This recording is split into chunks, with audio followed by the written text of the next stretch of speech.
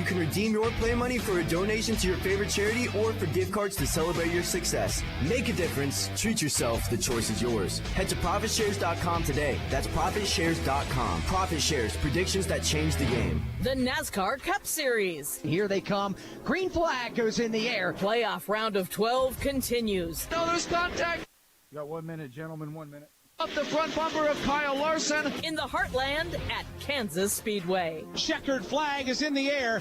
Denny Hamlin wins. It's the Hollywood Casino 400, presented by ESPN Bet. Coverage begins this Sunday at 2 on your home for NASCAR, Sports Radio 810.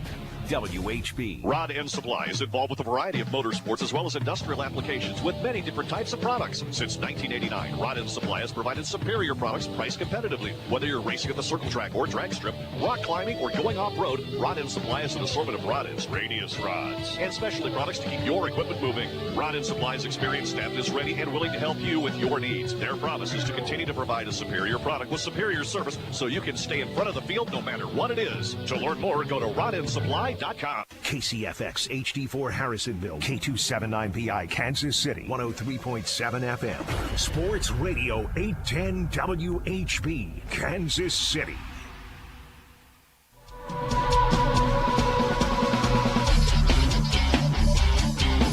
America's largest all-sports radio station presents the number one motorsports show for over 2 decades, Track Talk, brought to you by Rod End Supply and the Power Ride Midwest Lightning Sprints. Here are the racing boys, Scott Traylor and Kirk Elliott. Good morning, everyone. Welcome to Track Talk here on Sports Radio 810 WHB. We got a great show lined up for you today. Christopher Bell, Tyler Reddick, J.J. Yaley, Ryan Newman. Ryan Newton, actually, is an Australian. He won last Saturday night at the Jesse Hockett Daniel McMillan Memorial race.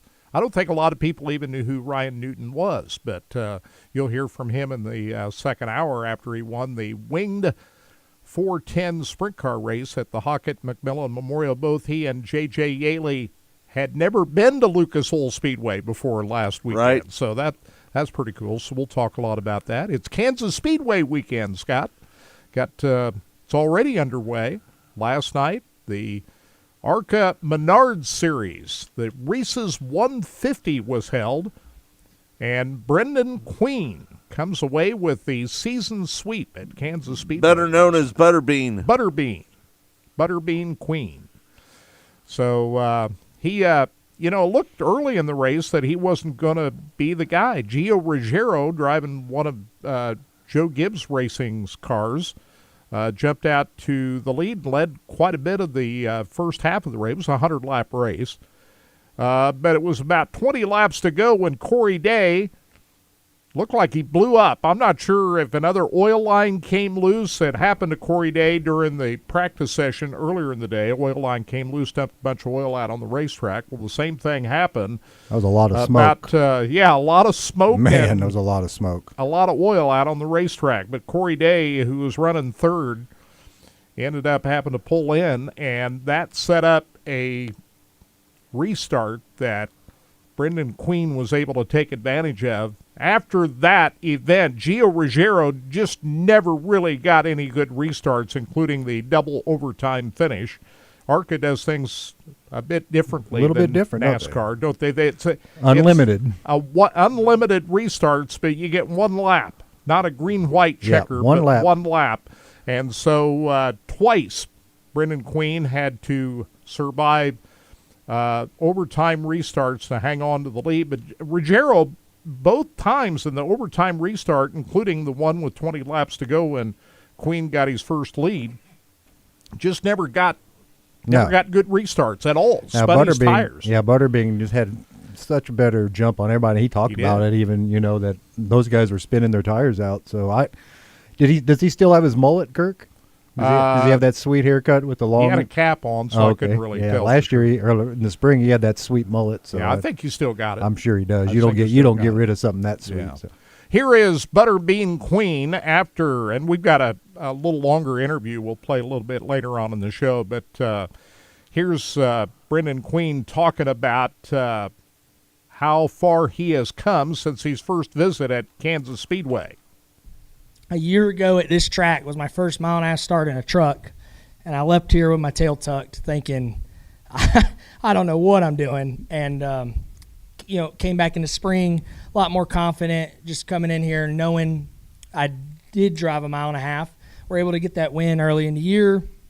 And then now coming back a year later, running the Xfinity race and closing in on an ARCA championship, it's just unbelievable. The Lord does everything for a reason, and you never know how it's going to turn out, but I truly believe this is the way it was supposed to go. He's on his way to the Waffle House to celebrate. I'm not sure if he's going to do it here in Kansas City or wait till he gets back home. But he's got another race to run today. Yeah, I'm sure he went to the one right up there on 7 Highway there, right behind the racetrack, because he's got another race. So he wasn't heading out of town. So I would hope that he would stay and go to the Waffle House, which is their tradition here in Kansas City. Yep, it's real close. We've got Waffle House. There's one right by the racetrack. It's less than 2 miles away, or less than that, probably a mile away. So anyway. It's a season sweep at Kansas Speedway, his 8th win of the year, and all he has to do is show up at Toledo in a couple of weeks, and he'll celebrate the ARCA Menard Series championship. Just has to start the race. That's all he has to do. Hey, I want to put a call out to Taylor Reimer. We know Taylor from midget racing. Finished 5th last night, her first big track start. She had a good run Kansas last night. Speedway, so that's pretty cool. Her and Isabella both had a pretty good run. Isabella Robusto. Yep, she had a good run too. She had a top 10 finish too, right? Yes, sir. So it was a good race under the lights. That's the only race this weekend that's under the lights. So now we turn our attention to today, Scott. We got the Xfinity cars out on the racetrack at 9:30 this morning. Practice and qualifying, and the Cup cars will be on the track at 12 noon for their practice and qualifying sessions. We'll see the Kansas Lottery Xfinity Series race at 3 o'clock this afternoon. And then tomorrow, the Hollywood Casino 400 presented by ESPN Bet gets the green flag at 2 o'clock. And the weather, you can't ask for better weather out here. It's going to be warm today, too, like you said. Oops, sorry, Scott. There you go. I went out and tried to get my credentials yesterday, and they denied me. No. You're on the list. You have to fill out your thing on your phone first before you go out there. That's why. You got to fill out. We'll get you taken care of, my man. It's all good. Anyway. So we also we're just getting started out here. Yeah, we got a pre-race show today too on 1510, right? Yeah, on ESPN Kansas City, 12 noon is the start of the pre-race show. So tune in for that. We don't have a pre-race show tomorrow because the Chiefs are playing tomorrow, right? NFL. And we got the race on Sports Radio 810 WHB. Yes, but sir. we also got the Chiefs pregame show, so we're not able to do a pre-race show on 8:10 tomorrow, so we're doing it today. Yeah, and it'll also be on our social media pages too. So YouTube and Facebook, just go look at that, and you'll get the pre-race show. You're on the list out there, Scott, so don't worry about it. Yeah, it's all good. Pre-race show today is going to have some pretty good, some pretty good guests too, Kirk. So I think we'll have a pretty good pre-race show as well. Yeah, so we're gonna be talking to several different drivers on the pre-race show. So it's going to be a fun day out there. But I think we've got our best Saturday morning show here that we've had maybe since we've started covering Kansas Speedway with Christopher Bell and Tyler Reddick on, don't you think? Pretty amazing that the amount of audio interviews that we got today, Kirk. Good stuff. Yeah. When I was cutting this stuff up this week, I was thinking, man, we've got some pretty good stuff. Sometimes it's the also ran drivers, And this year we got Logano and Bell and Reddick, so I mean, we're in high cotton, as they say. So we're doing good today. Yes, sir. So we got a lot to talk about, and we'll wrap things up on our Monday Mostly Motorsports podcast. So tune in, racingboys.com. We'll have that posted on Monday. We'll have lots of sound and full coverage of everything that goes on over the next couple of days on our Monday show. We got a lot of other racing to talk about too. We got a couple of almost photo finishes last night around the country, one in late models and one in sprint cars. Late models, Lucas Oil Late Model Series is at Brownstown Speedway out in Indiana this weekend for the C.J. Rayburn Memorial, which was last night, and the Jackson 100 tonight. Last night looked like Jonathan Davenport was going to speed his way to victory, but had a tire go down. That opened up the door for Brandon Shepard and Nick Hoffman. Hoffman came from the fourth starting spot, able to grab the lead, but he holds off B. Shep at the wire. I think they said it was 0.081 seconds for Nick Hoffman. 0.018. So that was a hell of a finish. But an even closer finish was in non-wing sprint cars at Paragon Speedway in Indiana last night. Mitchell Moles holds off a late charge by Kyle Cummins by 0.21 seconds at the wire. So a couple of photo finishes last night around the country. And congratulations to David Gravel. He outduels Buddy Kofoid at Millstream Speedway out in Ohio. The World of Outlaws coming back from the West Coast. They were out in California for a couple of weeks. Now they're back in Ohio. They'll be at Sharon Speedway tonight. That's kind of Sheldon Hodenshield's home. Of course, he's on his way out of the Stenhouse Marshall number 17. We'll see if he can win at his home track tonight and go out with that team on a high note, shall we say. We'll see what happens tonight at Sharon Speedway. High Limit Racing is in action at Bridgeport and tomorrow night at Path Valley in Pennsylvania. And we had a late model show out here at Lakeside last night, Scott. I didn't go. You didn't make. You were supposed to be out there last night, weren't you? Right. You had something came up. Weren't able to make it. We missed there was a big crash last night. And we didn't. We've been trying to find the video on Dirt Crown TV, but I wasn't there. I was at Kansas Speedway, so I didn't see it. But according to Anthony Ainsley, who does the PR for the Malvern Bank Late Model Series, Jay Norton had a crash last night in the A main, and I'm just going to read Anthony's version of it here because he flipped over the wall. I can't find any video of this thing, so if somebody can point us toward maybe some video of this, but. It said the biggest incident came when Jay Norton caught the turn 3 embankment, sending the car into the air and rolled multiple times over the wall and off the speedway. That brought out the red flag, and thankfully Norton was able to walk away from the wreck. Now I'm trying to picture in my mind what that looks like. But over the wall, a late model, and out of the racetrack. In turn what? That would have been turn 3. So that's the dangerous part of the racetrack. That's back up over where everybody's lined up on the backside over there, right? Right. We've seen Wendell Wallace one time hit the abutment, the exit to the racetrack one time, and he went way up into the air. We've seen some pretty scary crashes at turn 3 at Lakeside. Kirk, I'm just going to say that blunt force wall that they have there in turn 3, that's the most dangerous thing ever. Yeah, it is. We've seen, but it doesn't say here that he hit that. But a late model over the wall, I'm just trying to picture in my mind. If somebody can send us a note, if who was out there last night, and point us to, if not video, describe what you saw of that wreck. We'd love to hear from you out there. But Tad Pospisil is the winner of last night's feature.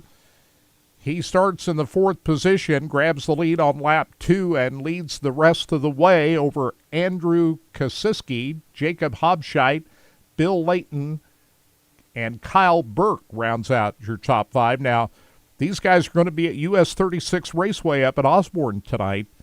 And then they wrap it up next weekend at the Adams County Speedway in Corning. So congratulations to Tad Pospisil, the winner of the $3,000 top prize at Lakeside.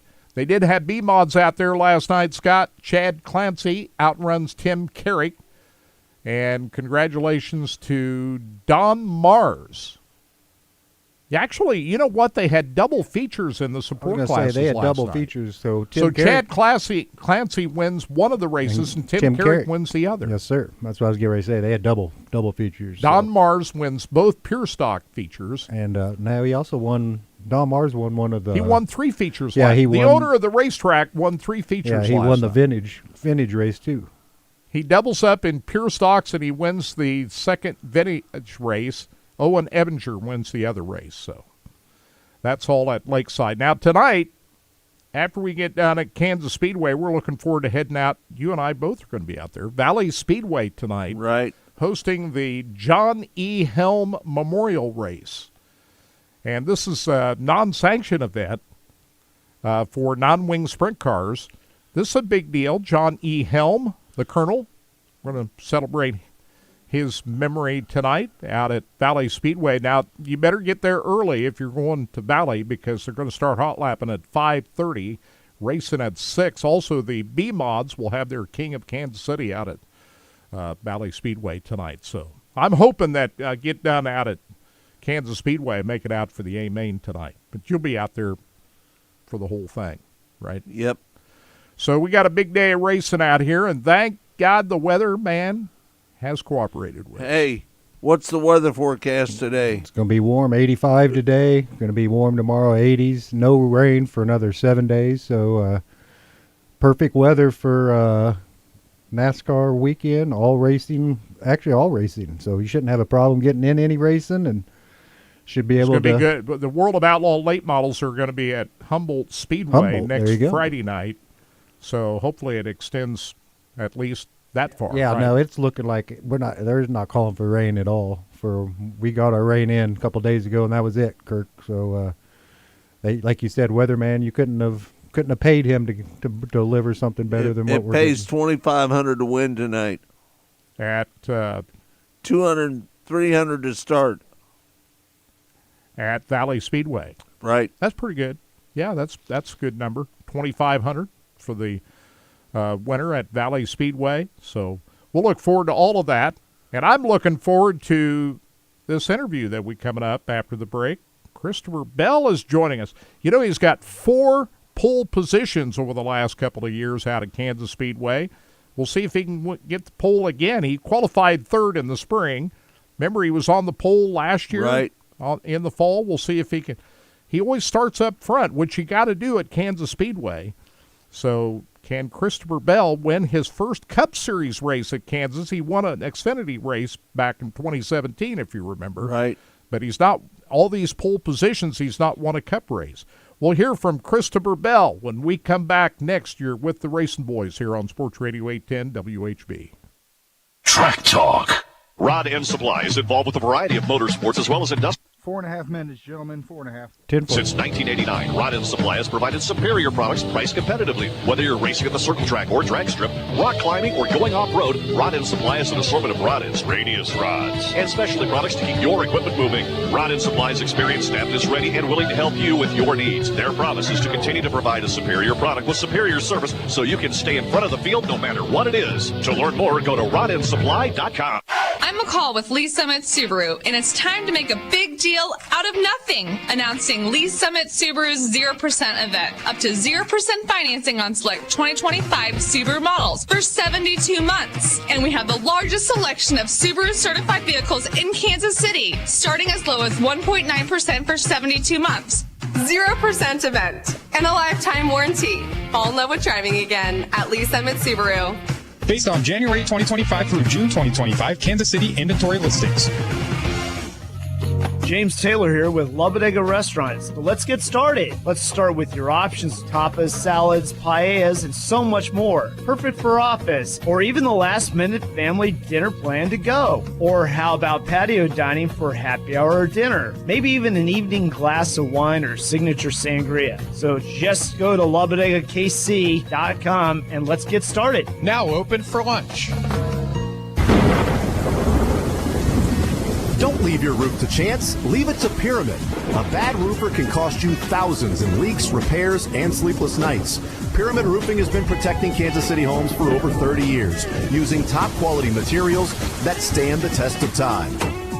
Call a roofer you can trust. Call Pyramid Roofing today at 816-966-1101 or visit pyramidroofingkc.com. Pyramid Roofing, your home deserves the best.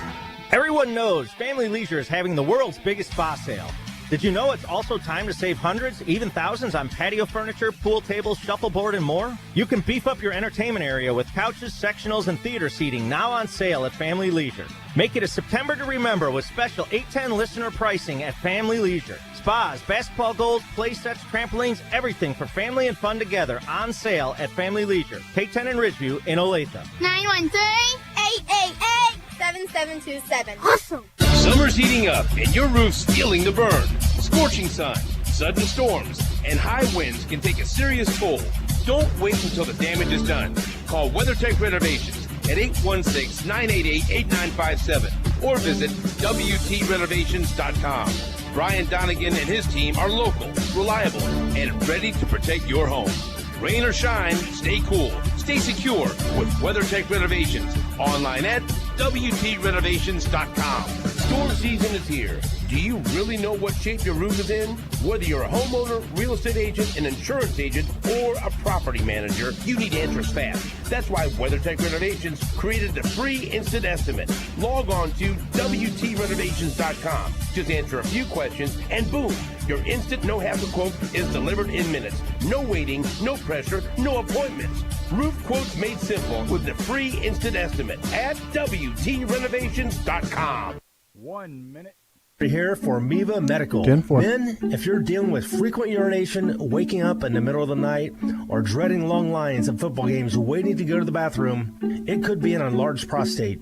Do what I did and speak with Dr. Brown at Miva Medical. Their non-surgical procedure was quick and easy, a real game changer. Go see Dr. Brown at Miva Medical, the leader in minimally invasive treatments in Kansas City. That's Miva Medical, MIVA-medical.com. The NASCAR Cup Series. Here they come. Green flag goes in the air. Playoff round of 12 continues. Now there's contact, and around goes Ryan Blaney off the front bumper of Kyle Larson. In the Heartland at Kansas Speedway. Checkered flag is in the air. Denny Hamlin wins. It's the Hollywood Casino 400, presented by ESPN Bet. Coverage begins this Sunday at 2 on your home for NASCAR, Sports Radio 810. WHB.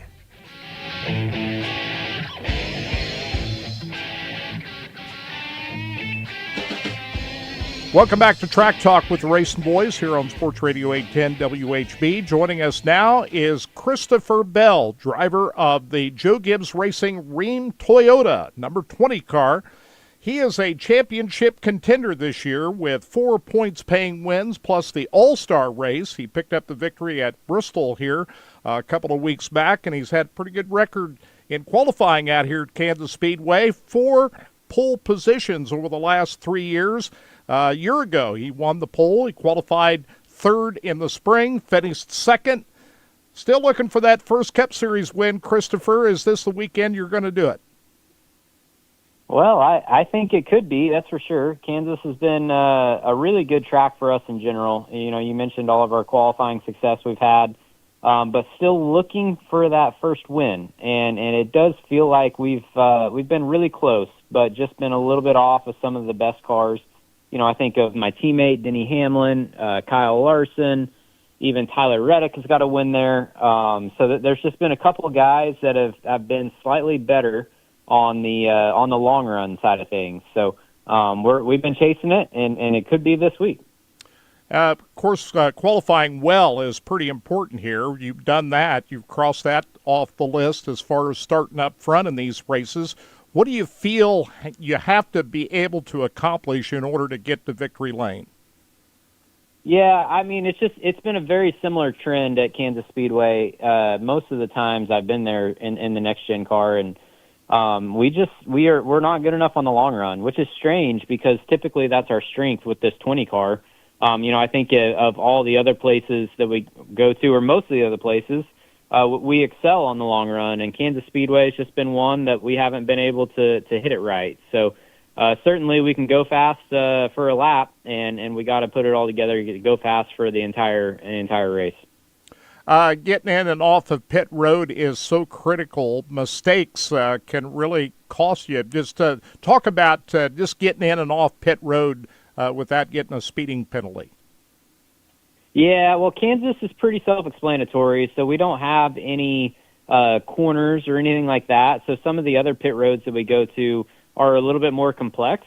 But with Kansas having that straight pit road, it really allows the teams to maximize your pit road speed. And anytime you do that, obviously you're pushing the limit. And if you get over that limit, it's a big penalty. But it's worth it. And you have to dot your I's and cross your T's and make sure that you're getting everything out of it, just because track position is so important nowadays. Is there a significant amount of tire fall off? It seems like 4 tires is the way to go here. Is the track falling off as far as tire wear here over the last couple of years? Yeah, definitely. I think Kansas has been one of the tracks that's changed the most over my tenure in the sport. You know, it's a place where a couple years ago you weren't really talking about tire wear and tire fall off, and 2 tires was an option. You'd see that often.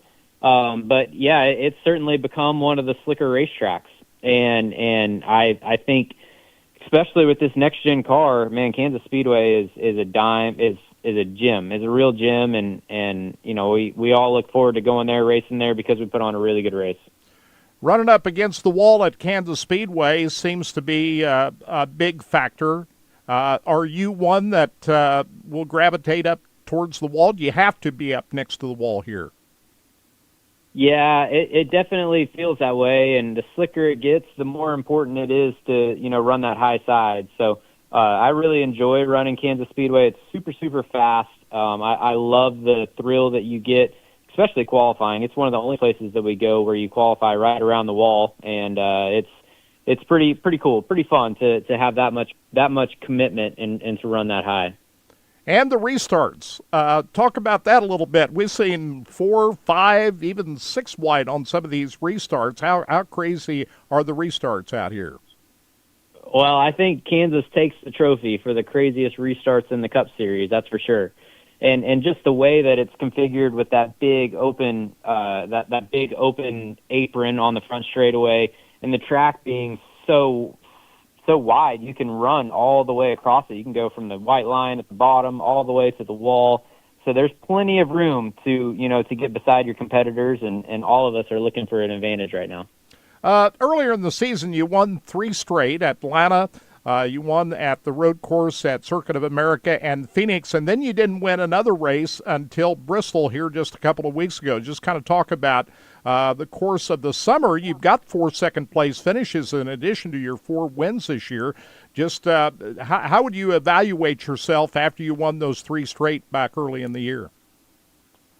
Yeah, certainly we didn't, get back to victory lane as quick as we wanted to. But I think we had opportunities, and, I look at Dover was a great showing for us at Dover. I led a lot of laps and was in position to win in the closing laps. And, I ended up spinning out and not winning the race, but we certainly had opportunities to win that slipped away. So, I'm not too overly concerned about it. Hopefully, yeah, I mean, I'd love nothing more than to get another win here in the round of 12 at Kansas. I feel like, I don't know, in a way I feel like it owes us one, and hopefully we can go there and execute. Racing around your teammates, you've got 2 other teammates that are battling for a championship too, Denny Hamlin and Chase Briscoe. Ty Gibbs out there still looking for his first win. Racing around your teammates when you're fighting for a championship, what is the proper etiquette when you're racing around teammates? Yeah, it's a fine line, that's for sure. And coming off of Loudon last week, it's pretty evident that we crossed the line, and we have to reevaluate how we race each other and what we do moving forward. But it certainly is a tough thing to navigate, and all of us are just pushing really hard to get the best finish we can for our teams. Adam Stevens, your crew chief, just talk about the relationship you have with him.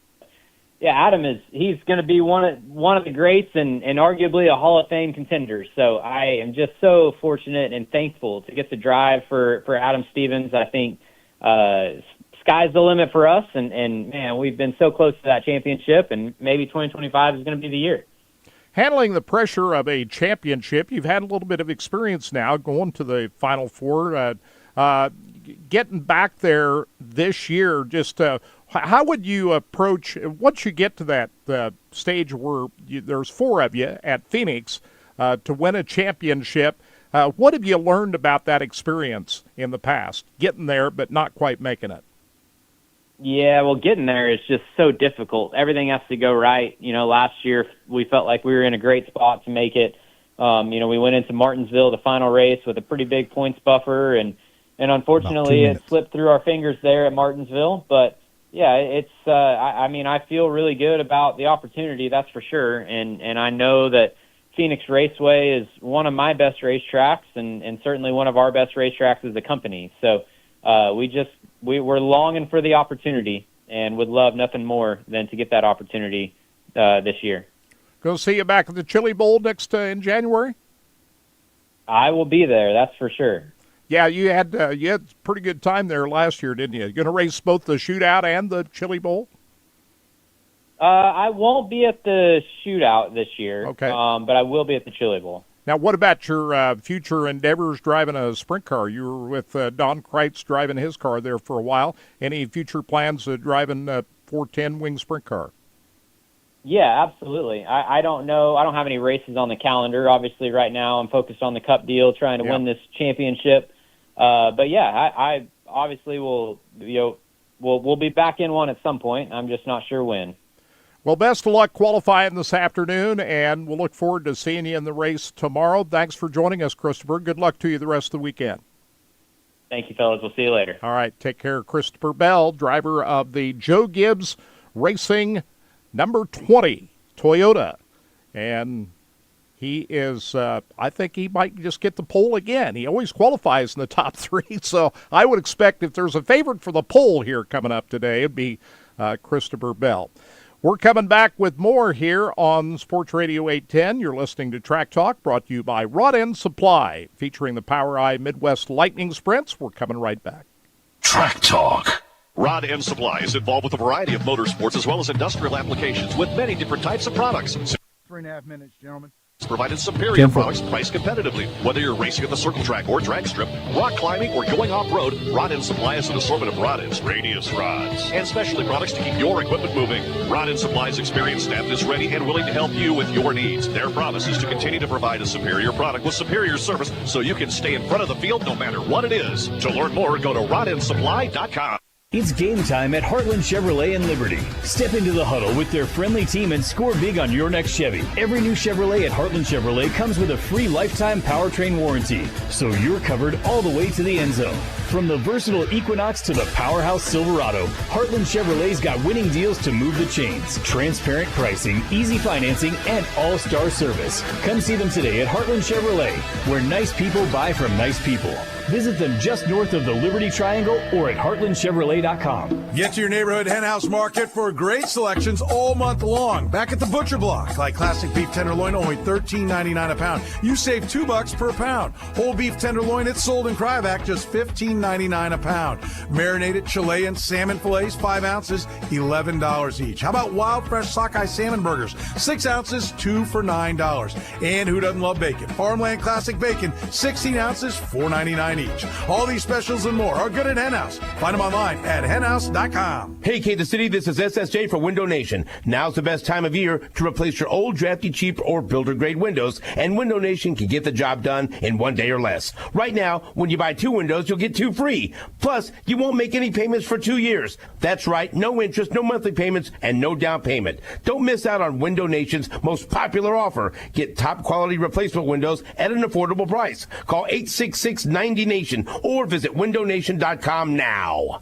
CBD American Shaman is introducing a groundbreaking new product. Advanced Alkaloids are a plant-based supplement designed for anyone seeking natural relief from everyday stress, discomfort, or those days when you're feeling a bit down. Stop into your local CBD American Shaman locations and ask about Advanced Alkaloids. Mention this ad at a participating Kansas City area location to receive your free trial of Advanced Alkaloids. A $9.99 retail value. No cash value. These statements have not been evaluated by the Food and Drug Administration. This product is not intended to diagnose, treat, cure, or prevent any disease. Must be 21 or older with valid ID to purchase. Don't let the cold weather keep you from getting outside, getting your work done. At Vanderbilt's, they have the gear that keeps you comfortable in the great outdoors. Sweatshirts, flannels, wool socks, coats, boots, and bibs from all the top brands. Work clothing from Carhartt, Byrne, and Area. Dry shod neoprene boots for warm, dry feet. Plus a great selection of safety toe boots from all the top brands like Area, Thorogood, Red Wing, Wolverine, Timberland Pro, Keen, and more. Locations in Lawrence, Topeka, and Wamego.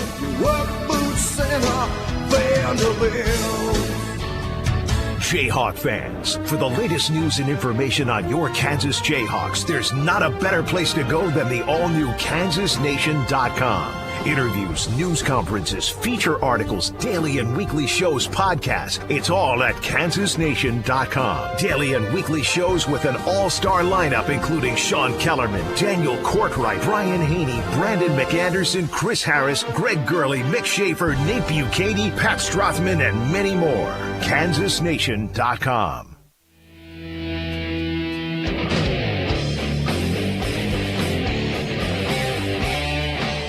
Welcome back to Track Talk. It's all brought to you by Rod End Supply, featuring the POWRi Midwest Lightning Sprints. Kirk? The Xfinity cars are going to be on the racetrack in just about an hour from now. They'll qualify for the Kansas Lottery 300. Right after that, we'll see the Cup cars on the track at 12 noon, qualifying a little after 1 o'clock this afternoon. 3 o'clock is the green flag for the Xfinity Series race, Kansas Lottery 300. Then tomorrow, 2 o'clock, will be the green flag for the NASCAR Cup Series Hollywood Casino 400. Yeah, I was looking at the point standings for both series here. They get, we still got the playoffs. I mean, there's a talk out there this week that maybe NASCAR would go back to the old 36 race format. Right. I find that hard to believe that they'll do that. Could they make some changes to the format that they've got now? Yeah, but I just don't see them just scrapping the playoff format and going. I don't think the TV network executives would allow them to do that. Do you? I don't think so. I don't see it. They did, or have a better program set up ready before. I'll be shocked if they actually go back to the old ways of doing the point system. Now, I'm one that didn't like the change to begin with, so here I am calling for it to not change. But see, that's been the big problem with NASCAR. They made too many changes over the years and adjustments to the point system. At this point, I'm saying leave it alone. Just leave it be. It's not going to be a dramatic finish every year. Sports doesn't work that way. Some years it's going to be more exciting than others. But I think at this point, I think you're better off just leaving it alone. And I've changed my opinion on that, but I'm more about leaving things alone than just changing stuff every year. But right. That's just me. But I'm looking at the points today for the Xfinity race. Connor Zilisch, he has 9 wins this year. And I can you bet against this guy in any race? You can't. No. And he's also going to be driving a truck at the Roval in next week. Yeah. And he's never been on there. So, but it doesn't seem to matter what type of a racetrack he's on. He's just as good with road courses as he is with oval tracks. Absolutely. So I don't know how you bet against Connor Zilisch to win today. I think you take Connor Zilisch or the field at this point. Yep. Do you not? You go across the street to the Hollywood Casino and you lay your money down on. Now, he didn't win the last race, though. Eric Almirola won the race at Bristol. Remember, Eric Almirola won here at Kansas last year, but he's not in the field today. Yep.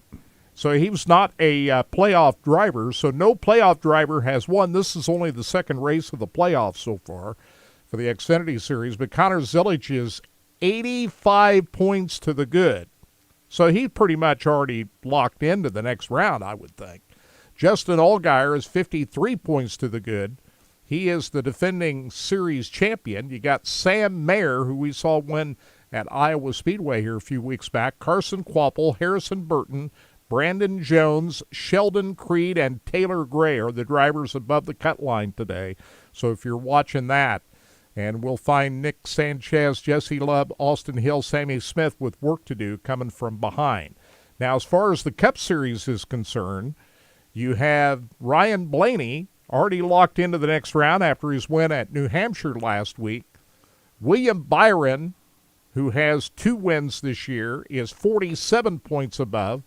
Kyle Larson, 41 points above. Can you believe Kyle Larson's not won a Cup race since they were here in May? Yeah, that's insane. Been that long. That's Christopher crazy. Bell is 29 points to the good. Denny Hamlin, 27 points up. He's got 5 wins this year. Joey Logano, Chase Elliott, and Chase Briscoe, 6 through 8 in the standings below the cut line with work to do out here this weekend.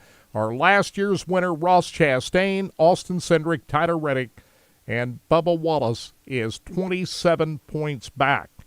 So that's how things shake out for this weekend out at Kansas Speedway.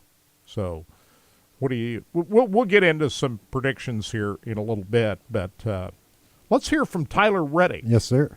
He is the winner at Kansas Speedway 2 years ago in the 2311. 2311's won a bunch of races out here, haven't they? Pretty good. Pretty you think good. Michael Jordan should be here?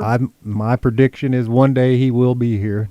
I mean, this is their best racetrack. Shouldn't he at least come to one race? I agree. So Tyler Reddick is in the field today trying to win his first race of the year. He's not won a race yet this year. We spoke with Tyler Reddick here a couple of days ago, and let's listen to that interview.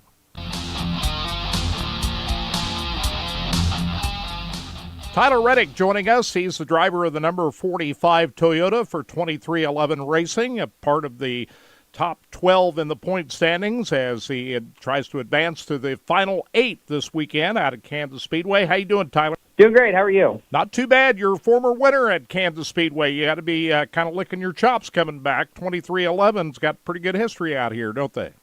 Yeah, we definitely had a really good run for a couple years there. You know, I think for us, the competition's really strong, and I feel like we've kind of been searching the last couple of trips. So, yeah, we try to use a mix of what we know works and, you know, just adapting to the changes of the car over the years, the changes to the Goodyear tires. I feel like all the things added up. You know, we've been having to work on our formula, if you will, and we just haven't quite hit it yet, but everyone's been working hard since the spring. I feel like we tried to explore down a certain direction. It wasn't exactly what we wanted, but we learned something, and our other Toyota teammates have been good as well over at JGR. So with all the information that we have, I feel good about our odds, our chances, if you will, going into this weekend. Yeah, in the spring you had a great qualify. I mean, when you qualified fourth, just talk to us about how that race transpired when you're here in May. Feels like a very long time ago. But, yeah, I mean, we haven't ran a lot of true mile and a half since Kansas. I think we went to Kansas and then ran Charlotte, and that's kind of been about it for the last couple of months. So, obviously, not a lot of chances to hit the track and work on the intermediate package. But yeah, you know, the teams have had a lot of time to go through information and the numbers. I think, you know, for us in our race, you know, we had a very good practice. Like you said, we qualified well. For us, I remember going into that race just having a bunch of confidence, and just as the day went on, it seemed like we just, you know, were able to uncover things about the car that were struggles more so in race conditions than practice or qualifying. So, yeah, just took a lot of notes. And, yeah, we've been, you know, obviously going through the motions this week, getting it dialed in, the final touches on it. And, yeah, we'll see where it stacks up on Saturday in practice and in qualifying. You had a great run at the Southern 500 a few weeks back, second place finish. What's been the biggest challenge in the races since Darlington, a second place? Yeah, you know, I think, you know, it's the thing that I think most every team when they come home Sunday night and talk about on Monday, what was the thing that held you back or what was the thing you fought? And it's just execution. I guess at Loudon we didn't necessarily fight that, but at Gateway, at Bristol, we just missed opportunities. The smallest mistakes can turn into big losses on the racetrack and on pit road. It's just the nature of this race car and this racing today. Everyone's gotten so fast and efficient at just so many different things that, the little mistakes that used to cost you 1/10 of a second can now, cost you a second or more. It's the same way on restarts. I feel like you're able to put yourself in position to gain a number of spots. But it's also possible to be on the wrong side of that and then lose, 4 or 5 spots as well. So just the nature of Gen 7 racing, I'd say. What is it about Kansas Speedway you like the most? Yes, the progressive banking, I think, is what I like about it. It really started to show up more so. I mean, it started to show itself a little bit towards the end of the Gen 6 car. But, especially with the Gen 7 car, you're able to really work multiple lanes around this racetrack. We've, for the most part, typically find our speed up around the top of this racetrack, but the middle and the bottom, all the racetrack that we have from white line to the wall is very raceable, very usable. It creates for a lot of chaos and very exciting restarts where you have the opportunity to gain or lose lots of spots. And certainly as you get racing, you can get very creative as a driver, working on your line and car placement throughout the day, trying to create the most speed.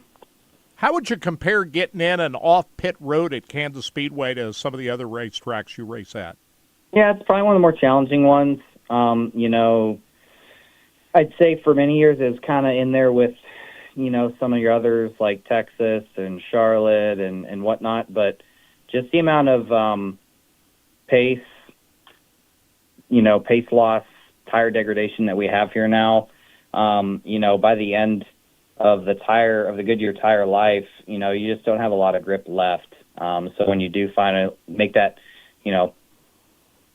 green flag pit stop at a place like this, the tires are already pretty much at the end of their life, and then you ask them to come you do essentially ask them to come to a complete stop. So it is a lot of work on them. The pit road exit here under the green flag conditions, just the nature of the road course coming back out to the oval and the bumps that you kind of have to manage make it pretty tricky as well. Some of these intermediates that we go to, the apron, that first line below the painted white or painted yellow line does have some banking. At a place like Kansas, it doesn't. So again, just really flat and tricky to get your speed back going after a pit stop. What do you remember most about winning that race 2 years ago? What was the high? I know winning, going to victory lane's a highlight, but what was remind us what the big factor was, how you won that? Yeah, I mean, on one side of it, I remember, trying to do everything I could to close in on the race leader at the time, Denny Hamlin. We kind of stalled out and began to fall back away from him. Looked like he was in control, going to win the race. And yeah, we had a caution late. Some cars stayed, some cars took 2. We were kind of a part of that first wave of cars that took 4 tires there. And yeah, just funny enough, Denny and Kyle were lined up to my outside. They got caught up in playing games amongst themselves. We were able to break away from that, and I call it luck, call it just making the right decision. I was able to place my car in the perfect places to get around those cars on those older tires. Probably the most crucial moment of it all was Joey Logano and Eric Jones racing door-to-door, kind of slowing each other down, and I chose to go to lane 3 after I cleared Kyle Busch and was able to take the momentum I got from the top, take them 3 wide bottom, and clear them by turn 1. So, yeah, it was a lot happened there in that first lap of that green-white checkered attempt we had. The final lap itself was pretty carefree and relaxing. Yeah, once Reddick got the lead that day, And who better to describe what happened? Drivers never forget about anything that happens, do they? Wins or the ones they lost.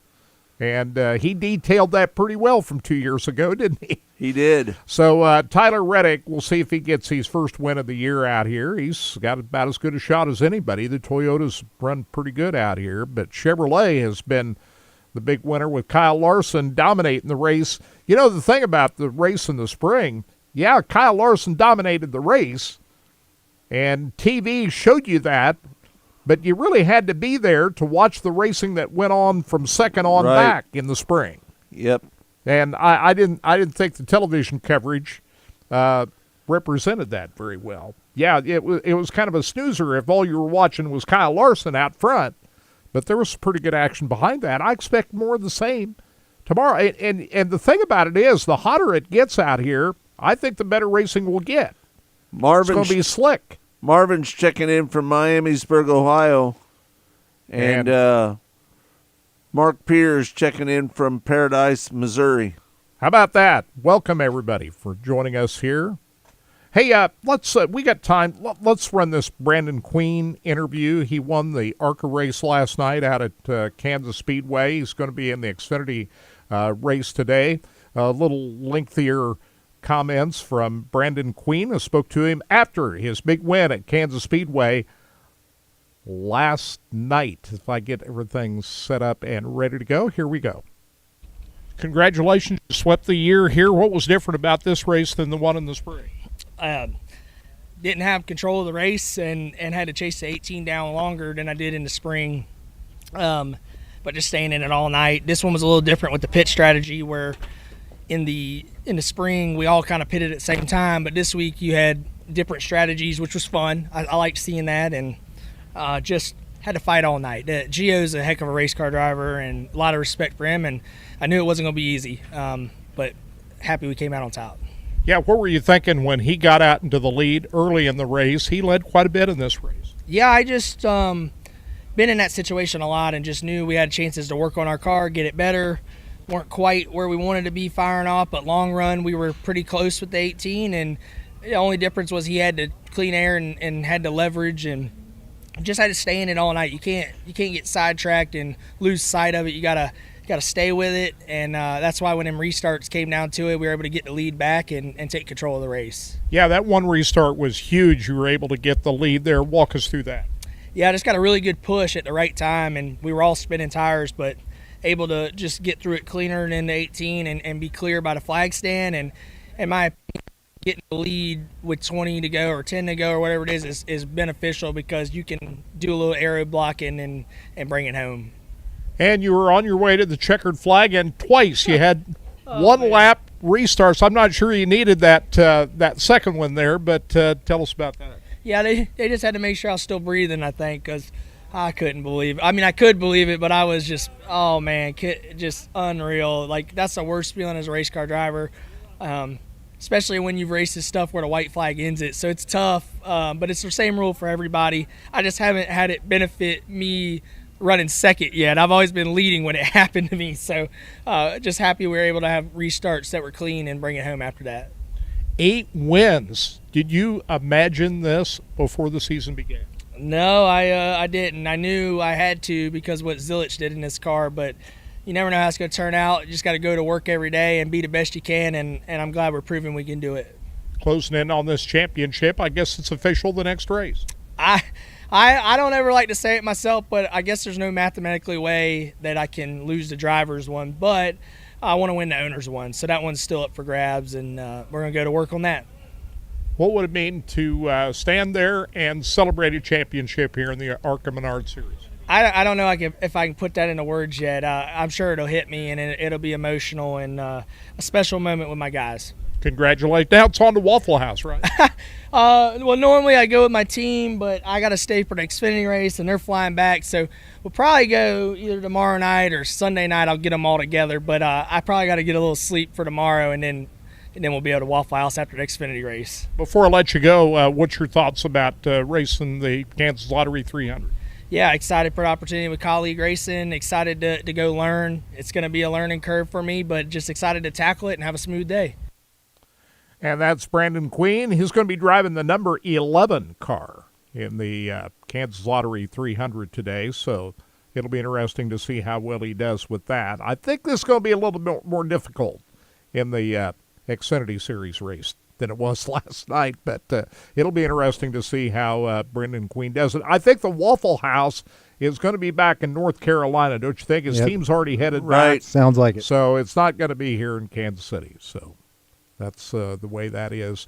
So anyway, we've got a lot of racing going on today at Kansas Speedway. Again, the Xfinity car is going to be on the track here in about a little over a half hour from now. They'll qualify those cars for the Kansas Lottery 300, and then 12 noon we'll see the Cup cars out on the track, and the green flag for the Xfinity race at 3 o'clock. All those Xfinity races are in the late afternoon, aren't they? I think Seems that's like it. Yep. the agreement they had with the CW network. They probably get a better audience in the afternoon. You know, they've been drawing good audiences on CW. It's a good production, so I like it. I always enjoy it.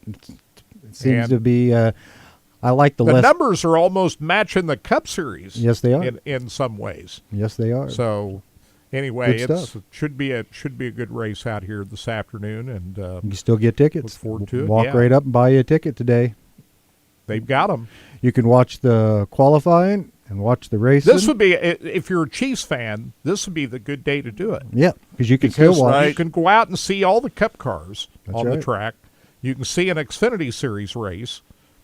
I'm not going to miss the Chiefs. You're not going to miss the Chiefs. You're diehard. I'm going to have to DVR the game and watch it later. But that's just the way I am. But if you got season tickets to Arrowhead Stadium, you'd be out there. You can still go out to Kansas Speedway today and watch all the Cup drivers and see a good Xfinity Series race, and still get to the Chiefs tomorrow. And get all your merch and get all your merch that you want. Walk around, buy all the good stuff. They got lots of stuff out there. Yeah, the Midway, and we talked with Pat Warren about that last week on last week's show, the president of Kansas Speedway, about the fan access, but you can get down onto the into the infield before the race. There's ways to do that and get up where you get close to the drivers before the race. So it's good stuff, man. It's not just going to the track, going in and getting your seat. It's there's a lot of other things you can do. Get there early all day and go through the Midway, the merch trailers, and all of that. And there's lots of activity, like you said. You got cornhole in the infield. You got all kinds of stuff. I mean, there's tons of stuff to do, guys. So it's not just the racing action on the field, man. You got kids. They got pickleball. They got pickleball, like you said. You can take your kids around and go look at all kinds of stuff. There's tons of things to do. So and parking is free. Parking's free. You don't have to pay to park. And you can bring in some food and drink. So if you don't feel like bringing in who else lets you do that? Nobody does, Kirk. Nobody lets you bring in food and drink and a cooler and a laptop. It's going to be fun. So thanks, Todd. Thanks, Jay Powers. Thank you. Scott, who's going to win? I know who you're going to pick. Christopher Bell. Yeah. I think he just might get it done this time. Right. He was second in the spring. That was my pick, too. I had Bell and Blaney, and Kirk had Byron and Legato, and Scott had... I forgot who... Bell William and Byron is who I picked, right? Scott had Gibbs and Bell. So we'll find out. I'm usually wrong. Well, we'll be out here today. Come on out, guys. Stay tuned for an abbreviated college game day next. Kansas football coming up at 11 o'clock here on Sports Radio 810. Pre-race show tomorrow at 12 noon on ESPN Kansas City. For Todd Surprise, for my partner Scott Traylor, I'm Kirk Elliott. Thanks for tuning in.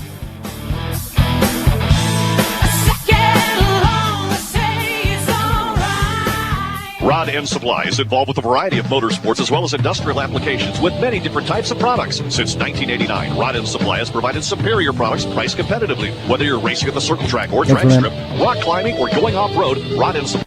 Enjoy the races. I'll see you next week. All right, brother. Have a good one. You too. Rod End Supply's experienced staff is ready and willing to help you with your needs. Their promise is to continue to provide a superior product with superior service so you can stay in front of the field no matter what it is. To learn more, go to rodendsupply.com.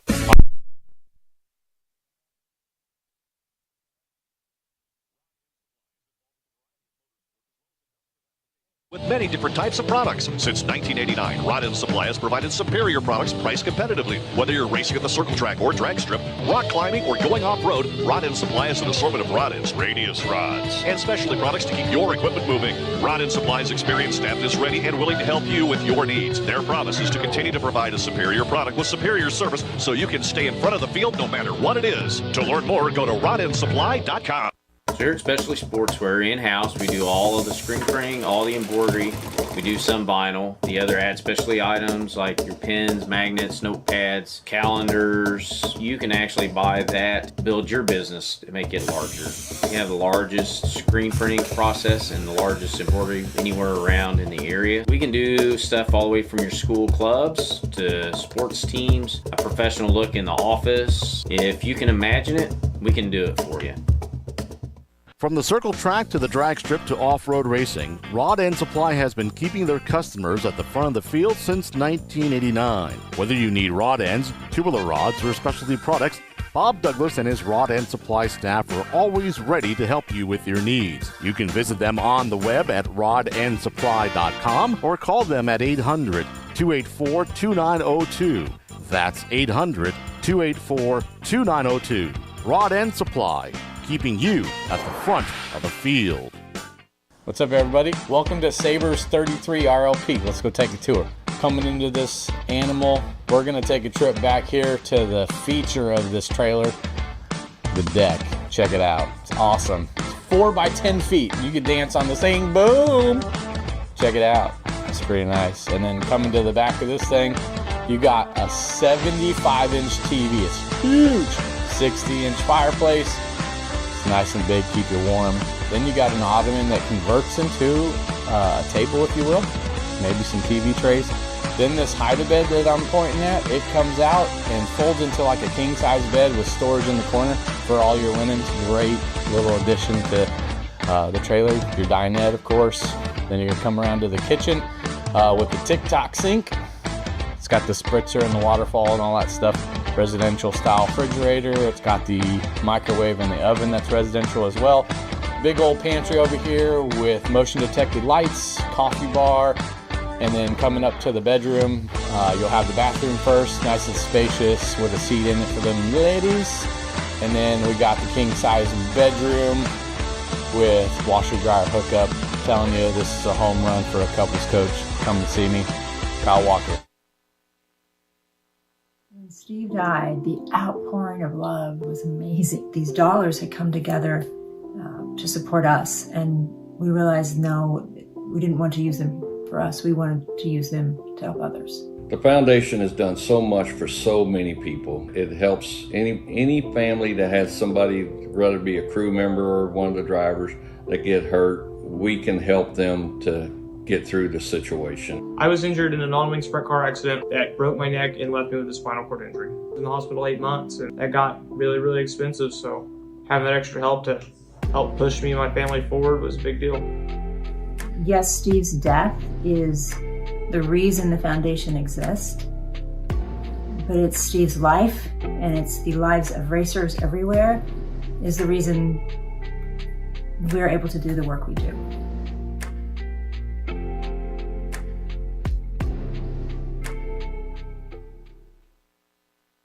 So we have a lot of folks come in interested in traveling for work. This is going to be a great option. Your Coachman Northern Spirit 2565 front kitchen. You have a nice wraparound full front kitchen here. Huge windows up top. Big 12-volt refrigerator. Lots of windows on the sides here. Great natural light coming in. You have your big TV over here on the swing arm bracket so you can kind of see it from any point in the room. Also have your bar stools here. Sit and eat your breakfast. In the bedroom, you're going to have a king-size bed in the slide-out. Lots of storage underneath that. Washer, dryer, hookup. Tons of storage with the drawers. Then you got your full bath across the back. When it comes down to a camper that you can get for 6,500 pounds and be under 30 feet long, this is an absolute home run.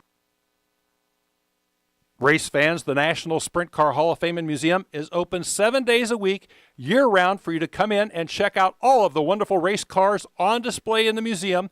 And our online store at sprintcarstuff.com is open 24 hours a day for you to check out everything that we have in stock for sprint car fans.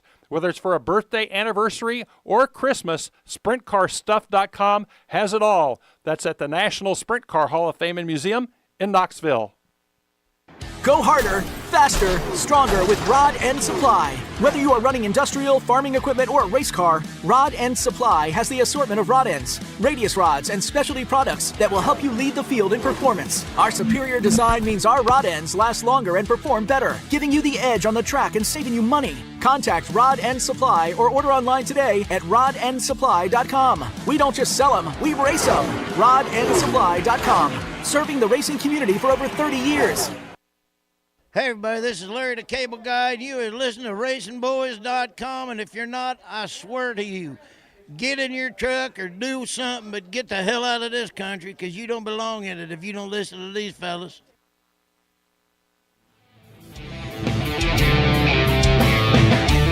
It's time for America's most unique motorsports show, Track Talk, brought to you by Rod End Supply and the Power Ride Midwest Lightning Sprints. Here are the Racing Boys, Scott Traylor and Kirk Elliott.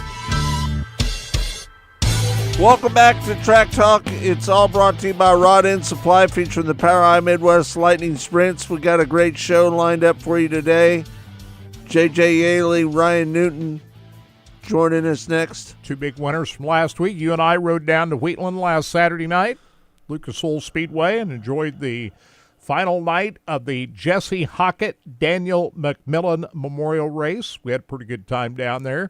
Man, I just can't say enough about the racetrack at Lucas Oil Speedway and what they've done to really fix the track. They added some dirt to it a couple of years ago. Man, it has really been awesome. Just about every time I've been down there this year, I've probably been down there more times this year than I have in several years for different events, but the racetrack was really in great shape the other night. And J.J. Yaley and Ryan Newton, two guys that had never even seen the racetrack before the weekend. There was a fight. Comes away with a winner. There was a fight, wasn't there, Kirk? Tell us about that. Well, there was during that crash. I know that everybody was upset. Was it Riley Kreisel? And what happened in that, Kirk? I remember.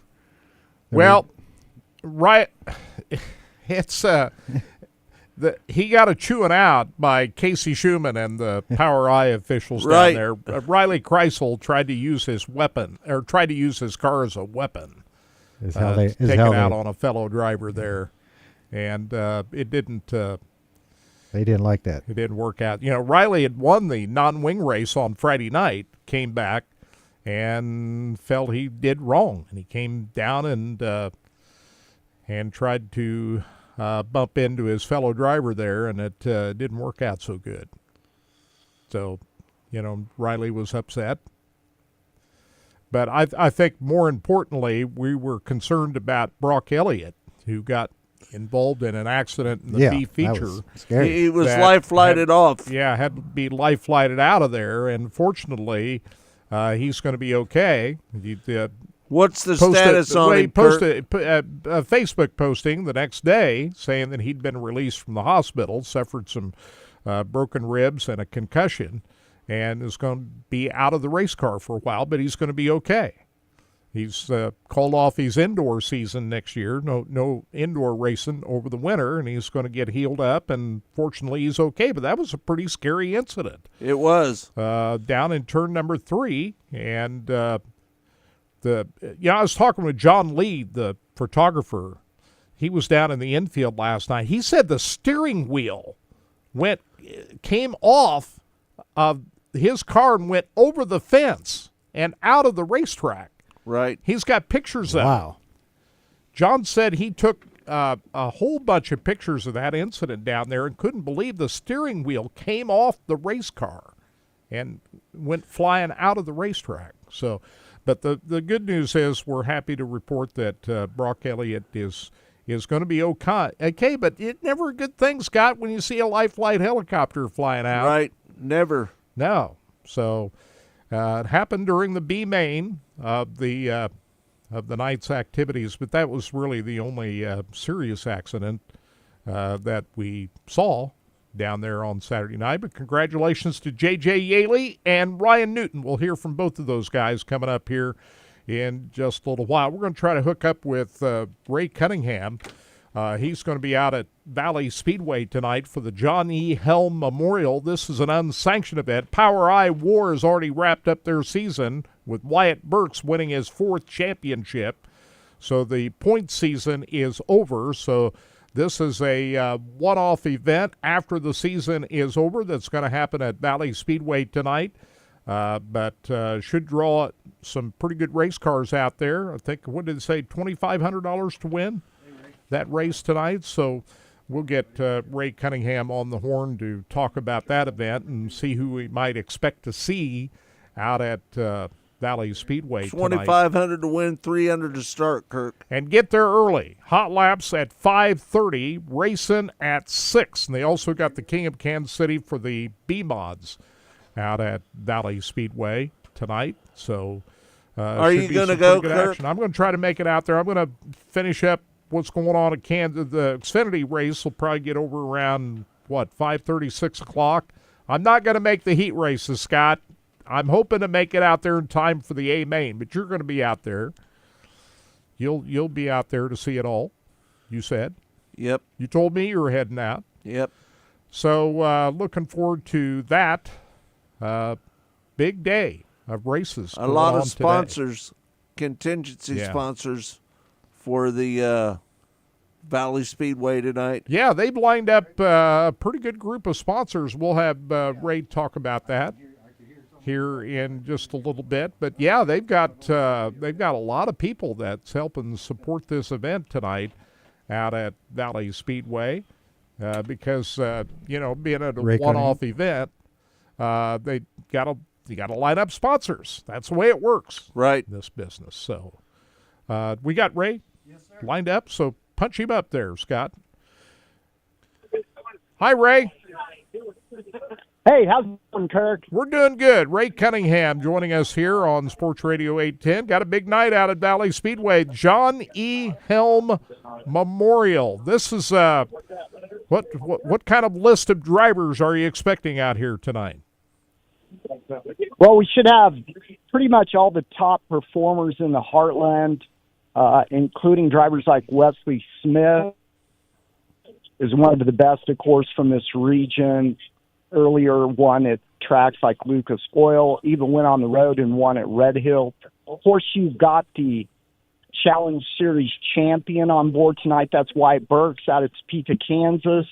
Wyatt also finished third and on the podium with USAC National Sprint Cars at Lucas Oil. And then he won the Southwest Championship at Amarillo, Texas earlier this year. So those are a couple. Samuel Wagner, the Hammer's going to be there. He won at Lakeside earlier for the Weld Memorial. Jack and Sam both, right? Well, Jack Wagner had a previous commitment for a 3:05 race down in Oklahoma. Oh, at Arrowhead he's not going to be there. So unless that rains out, he is going to be there, but he did say that he would join his brother if something happens there. But that was a previous commitment. He also drives a 3:05 sprint car. So he's, still, we're gonna see a lot. Now, I want to get your comments about what happened out of Lucas Oil Speedway last week with J.J. Yaley winning the top prize at the Jesse Hockett Daniel McMillan Memorial. What was your takeaway out of that event last Saturday night down at Wheatland? Oh, it was a great Hockett Memorial. Again, Riley Kreisel won on Friday night, and then J.J. Yaley in the Vontae Windows and Doors Petty Racing 3J took the victory on Saturday.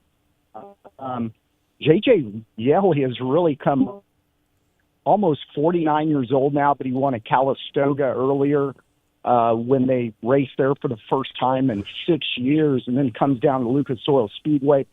Had some problems, some fueling issues with a brand new car on Friday night, but still managed to come back and run second. But then on Saturday night, what a great run for him. And then we'll see guys like, I don't expect Xavier Doney to be there because he was just he's running more 410 wing sprint cars now. But yeah, Xavier Doney's not going to be there. We're going to have guys like Zach Clark too, Dakota Earls, many of the drivers that one of still a continuing story is Junior Parkinson at age 77, running a non-wing sprint car. Junior will be there driving the Weld Racing, Parkinson Racing 93, Justin Johnson, a local driver. We also have a lot of support for this race, including sponsorship deals that are going to raise the winners take home to $2,500. But since this is the John Helm Memorial, the 8th annual, we have a whole list of contingency prizes that's going to add a lot of money. John Helm, him and Dennis Shroud have really done a lot to keep this race going. You know, in the past, we've had winners like Ricky Lewis from Camarillo, California. He won't be there tonight. He loves coming to Valley, but he's running for the USAC CRA Championship, so he's going to be in California tonight. But he actually won this race the 2 previous years. Wesley Smith's won it 3 times. Chad Goff will be there tonight. Chad Goff's a winner of this event before. Cody Baker, also a previous winner of this John Helm Memorial, or Johnny Helm, the Colonel, the father of John Helm. What do you think about somebody driving at 77 years old? Yeah, Junior. Hey, you know, if it was anybody but Junior Parkinson, I would say, are they crazy? But if you watch Junior, he does all his own work on that car. He's down in that pits. He's changing tires. He's working on the setup. That guy is a marvel. I mean, you got to remember that Junior Parkinson raced with guys like Kenny Weld and Jan Opperman. He's raced with A.J. Foyt. He's raced with Johnny Rutherford. I mean, this is a guy whose career started in the 60s. Then he retired in the 1980s, came back over the last 5 years, and he even got up to 4th place in a race last year and won a heat race at Valley Speedway last year. I don't think how many years did he not race a car when he first retired and then came back 4 or 5 years ago? That's got to be, 30, 40 years? Yeah, I mean, he retired around, he was a track champion at I-70 Speedway when it was dirt in, I believe it was 1985. And then he retired from sprint car racing and comes back. I remember him telling me at the banquet after, I believe it was Corey Schutte won the championship, but he said, I'm going to race, and I'm going to race every race next year with the MWRA. And I was like, at first I was like, wow. And then, and that was after he'd come back initially as Buddy Parker. I think you might remember this, Kirk, but we were watching a live stream from the Racing Boys at Salina, Kansas, and it said Buddy Parker was the driver, and he was from Virginia. And I looked at you and I said, that's not Buddy Parker. He didn't want anybody to know that he was doing it, did he? He did not at first because he didn't know how it was going to go, and he had a successful career. He was a Hall of Famer. But after he started to have some success and last year finished in the top 5 in points, he definitely wanted to be known once again as Junior Parkinson, racing out of Wichita Falls, Texas. That's their hometown. And, of course, I remember his dad, Ralph Parkinson Sr. Right. And they raced against each other there for a number of years. National champion and in his own right, a great driver. And then, of course, Chris Parkinson, he's a former award champion. He also a winner in the NWRA, finished 2nd place, I believe, 3 times in the series. I mean, that's a great family of racers. I haven't seen Chris out there racing. Did he retire, or what's Chris doing? Right now, Chris is retired. He still has his race cars that he and Chad Winfrey drove. Now, last year, he won an MWRA race at I-35 Speedway, and he still looked really good. And this year, he's taken the year off. Whether or not he comes back next year, we're going to see. I would not be shocked, though. The Parkinsons have already shown that in his dad that you never know when they may come back. And last time I saw Chris race, he still had the same skill set that he always had. All right, in the offseason, the Power Eye War got joined up with the MWRA at the beginning of the season. Where are we at now with all of that? Wholesale batteries, a big part of that whole thing. Are we going to see some changes now moving forward? What's going to happen? Well, wholesale batteries they are the linchpin of everything that happens. Randy Powell has done such a great job, the primary sponsor of the MWRA since 2020, and then really the person that led to this coming together of MWRA and POWRi War in the Challenge Series this year. So I believe Randy Powell will be a big part. I also believe we're going to have to see how it all falls into line, but there's definitely going to be some changes over the fall here into winter, and we're going to see how it all works out. But Randy Powell will be there. I know John Sawyer Racing is going to be a big part of it. Brad Wyatt might still be a part of it. We'll just have to see how it all works out, but I think next year we're definitely going to have non-wing sprint cars again, and I think after what happened this year, it's only going to be bigger and better next year. Yeah, are you saying will POWRi War still be, and will they still have their own series, and then MWRA coming back? I mean, how's that going to work? Well, I really, I've always been with our local groups, whatever they happen to be, and I don't know. I mean, the thing about POWRi is they're putting a huge emphasis on the Wing 410 series. Yeah. Whereas in non-wing sprint cars, that really is, to be real honest, it's a different thing. And I think what needs to be done and is in the process of being done is like minds coming together to make sure that non-wing sprint car racing has its place in all of this. And I think that's going to happen here. I know John Sawyer and John Sawyer Racing is going to be a big part of that. Brad Wyatt's been a big part of that this year. And Randy Powell from Wholesale Batteries, he's done such a great job to support non-wing sprint car racing in this area.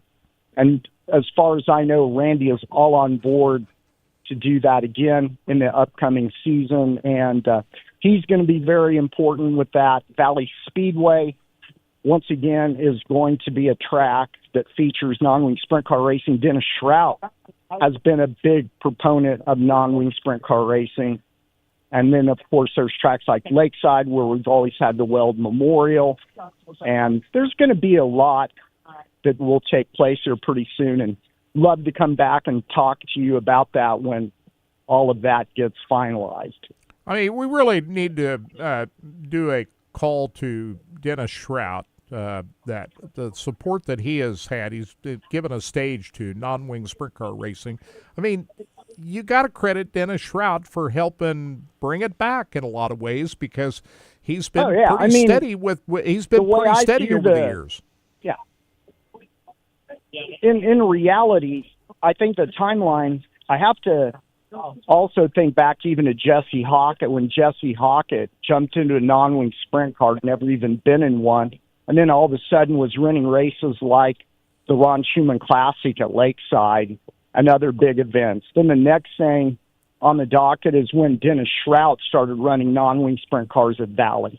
Then that led to, of course, a group called War. They started at that point, and then later MWRA. So you have all these things that happen, but you're right. Dennis Shrout was the person that really gave a venue and a place for non-wing sprint car racing to thrive. And I do believe, like you're talking about, without Dennis Shrout's involvement, especially in that early time period, non-wing sprint car racing might be like it was before that. I mean, you got to remember, we grew up with non-wing sprint car racing, and that's what they raced at the Knoxville Nationals and every venue around here, and all the way back to the super modified days. But then there was a large period of time where the only non-wing sprint cars that raced in this area was if USAC or CRA or that Sprint Bandit series, came and ran select races. But we did not have any venues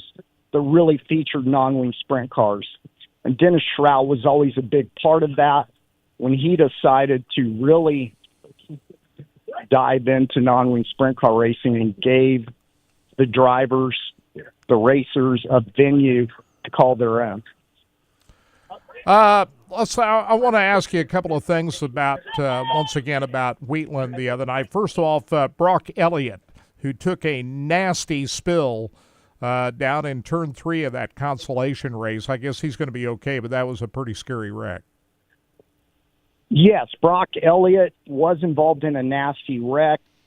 From everything I understand, though, Brock has come back from that nicely. Of course, Brock is known for racing a double X and wing cars, but he also sometimes races with us and non-wing sprint cars, a great guy.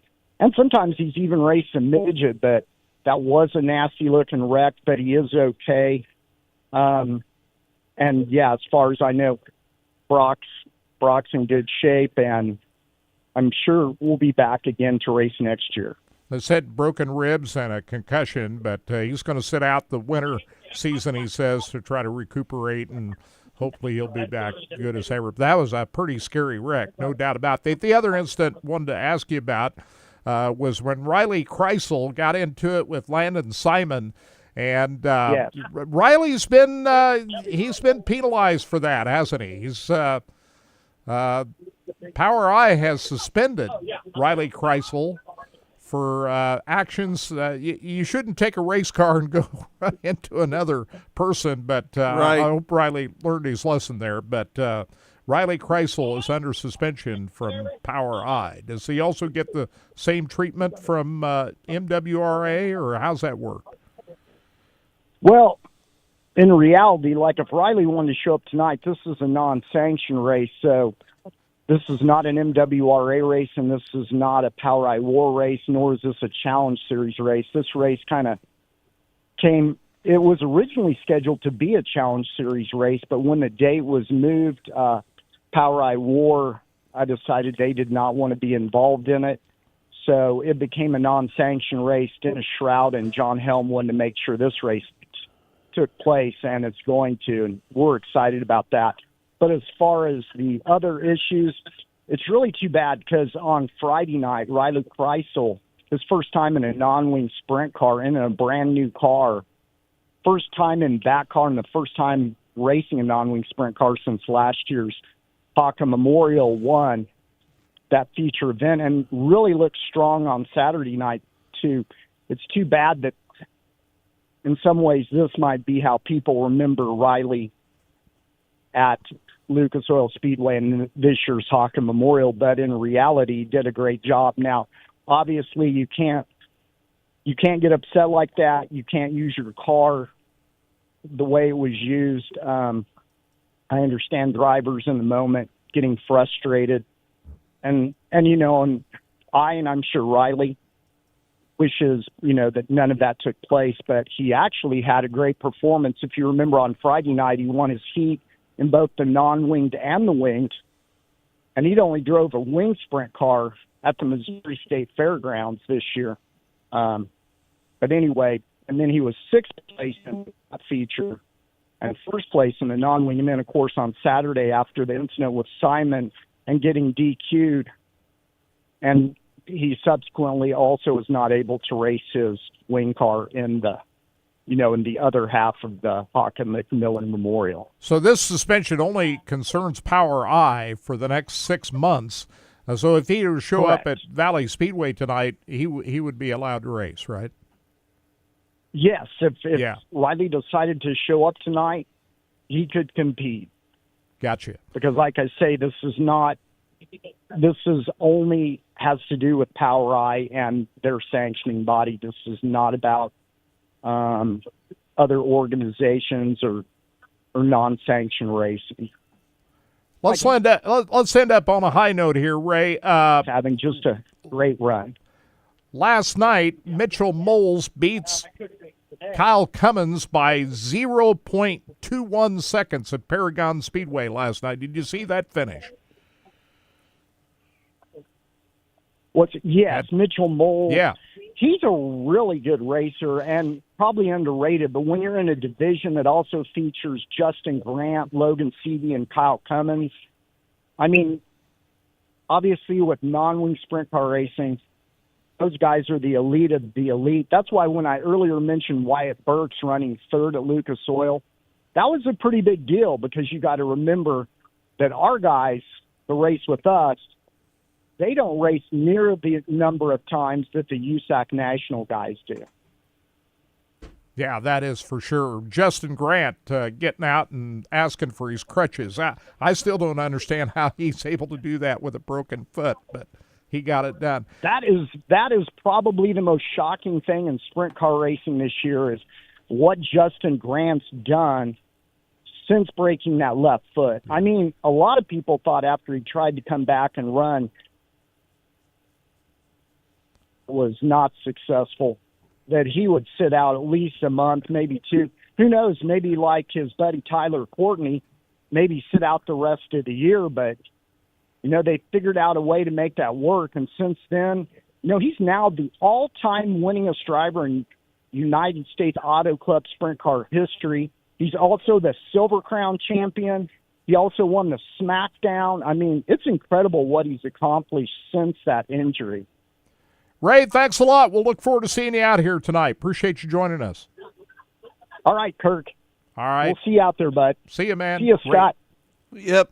Ray Cunningham joining us here. Shall we get into the J.J. Yaley interview now? Hey, before we do so, I just want to talk about the National Sprint Car Hall of Fame and Museum. They've got a Corvette that they've acquired to give away for next year already. They just gave away the last Corvette here a few weeks back, and they're already on to the 2026 version. And you can get registered for that by going to winacorvette.org. The sprint car giveaway is not until December of 2026, a year from this December, but they've got that sprint car that you can sign up for as well.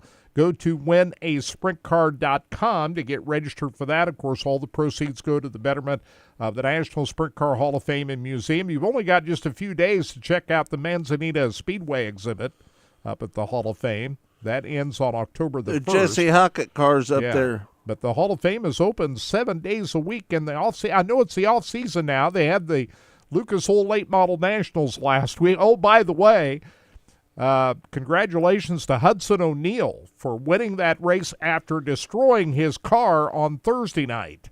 You see that flip? We talked about it in last week's show. You weren't here, but you see that Hudson O'Neal crash at Knoxville? Nope. He got into it with another race car in the A-main and took a nasty flip up into the turn 2 wall. And they brought out a backup car, and 2 days later, he wins $75,000 at the late model Knoxville Nationals. So congratulations to that. But the season is over. The Hall of Fame will be open year-around, 7 days a week. And if you want to check out all the items in the gift shop, go to sprintcarstuff.com. What do you think of J.J. Yaley winning the other night? That was pretty cool, wasn't it? It was.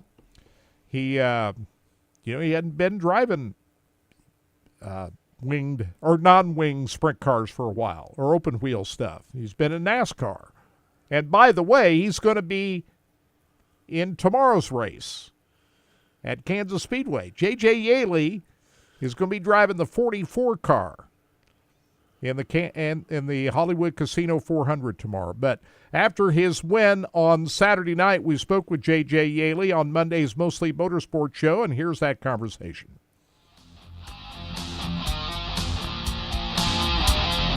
Joining us now on the show is J.J. Yaley.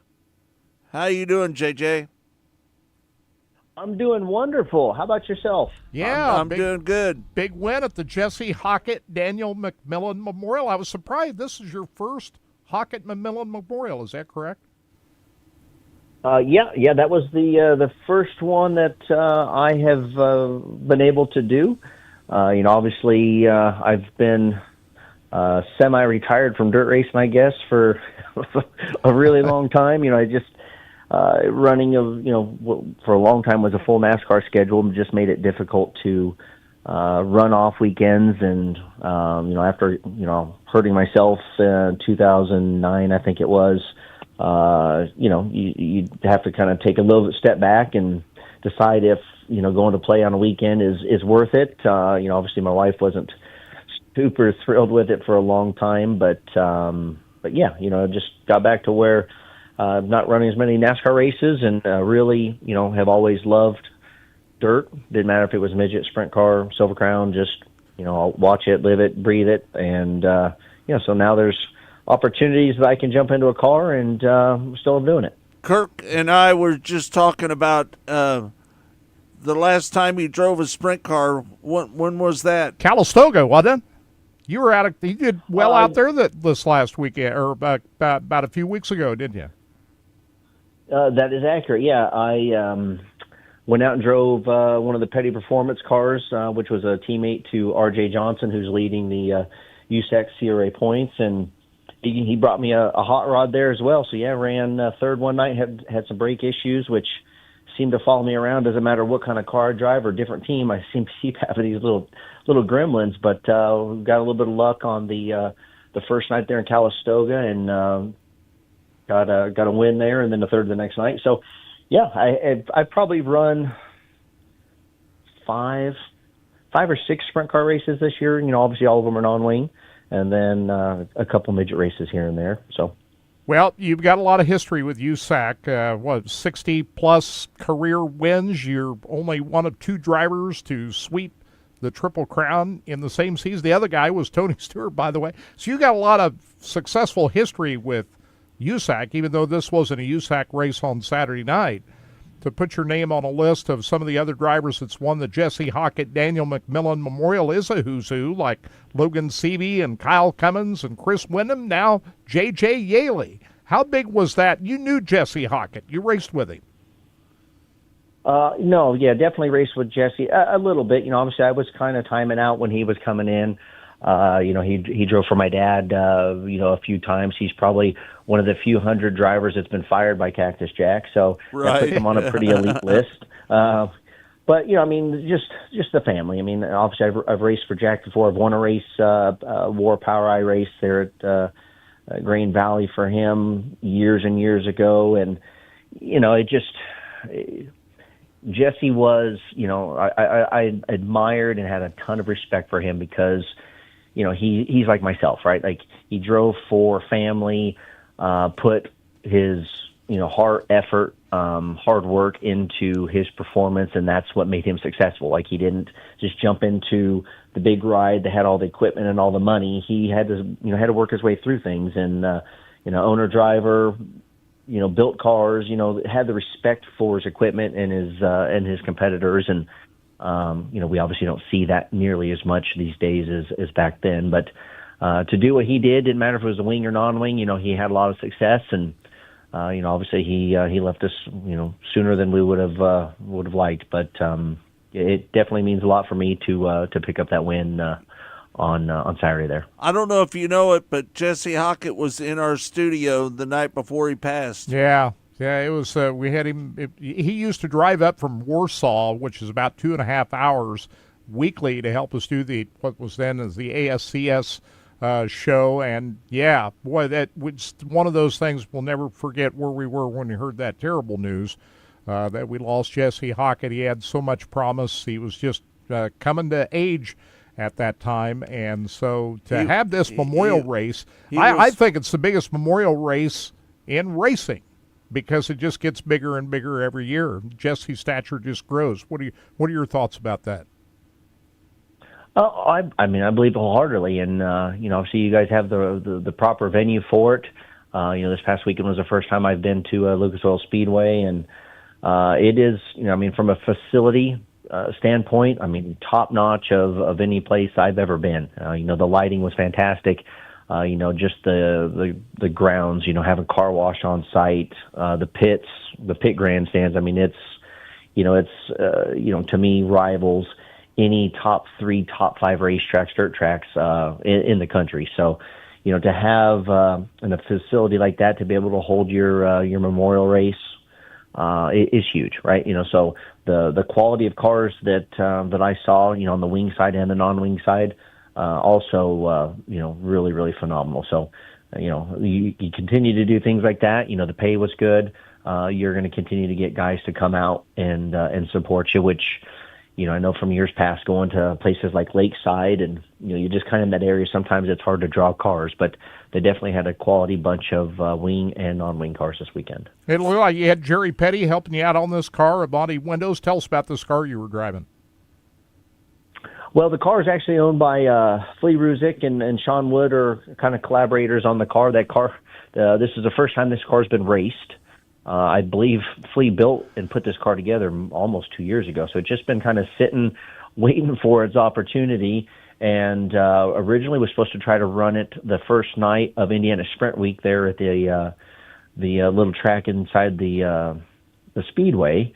And they had some engine issues. They had to hurry up and get back to Knoxville and try to run Sammy, which would have been 2 days later. So from a scheduling perspective, it just wasn't going to work out. So, through the problems with where that engine was, Rick Horn supplied an engine he had, which, it's like a 2011, I think it's a Charlie Fisher motor, if I remember correctly. And, it was just a nice, solid package.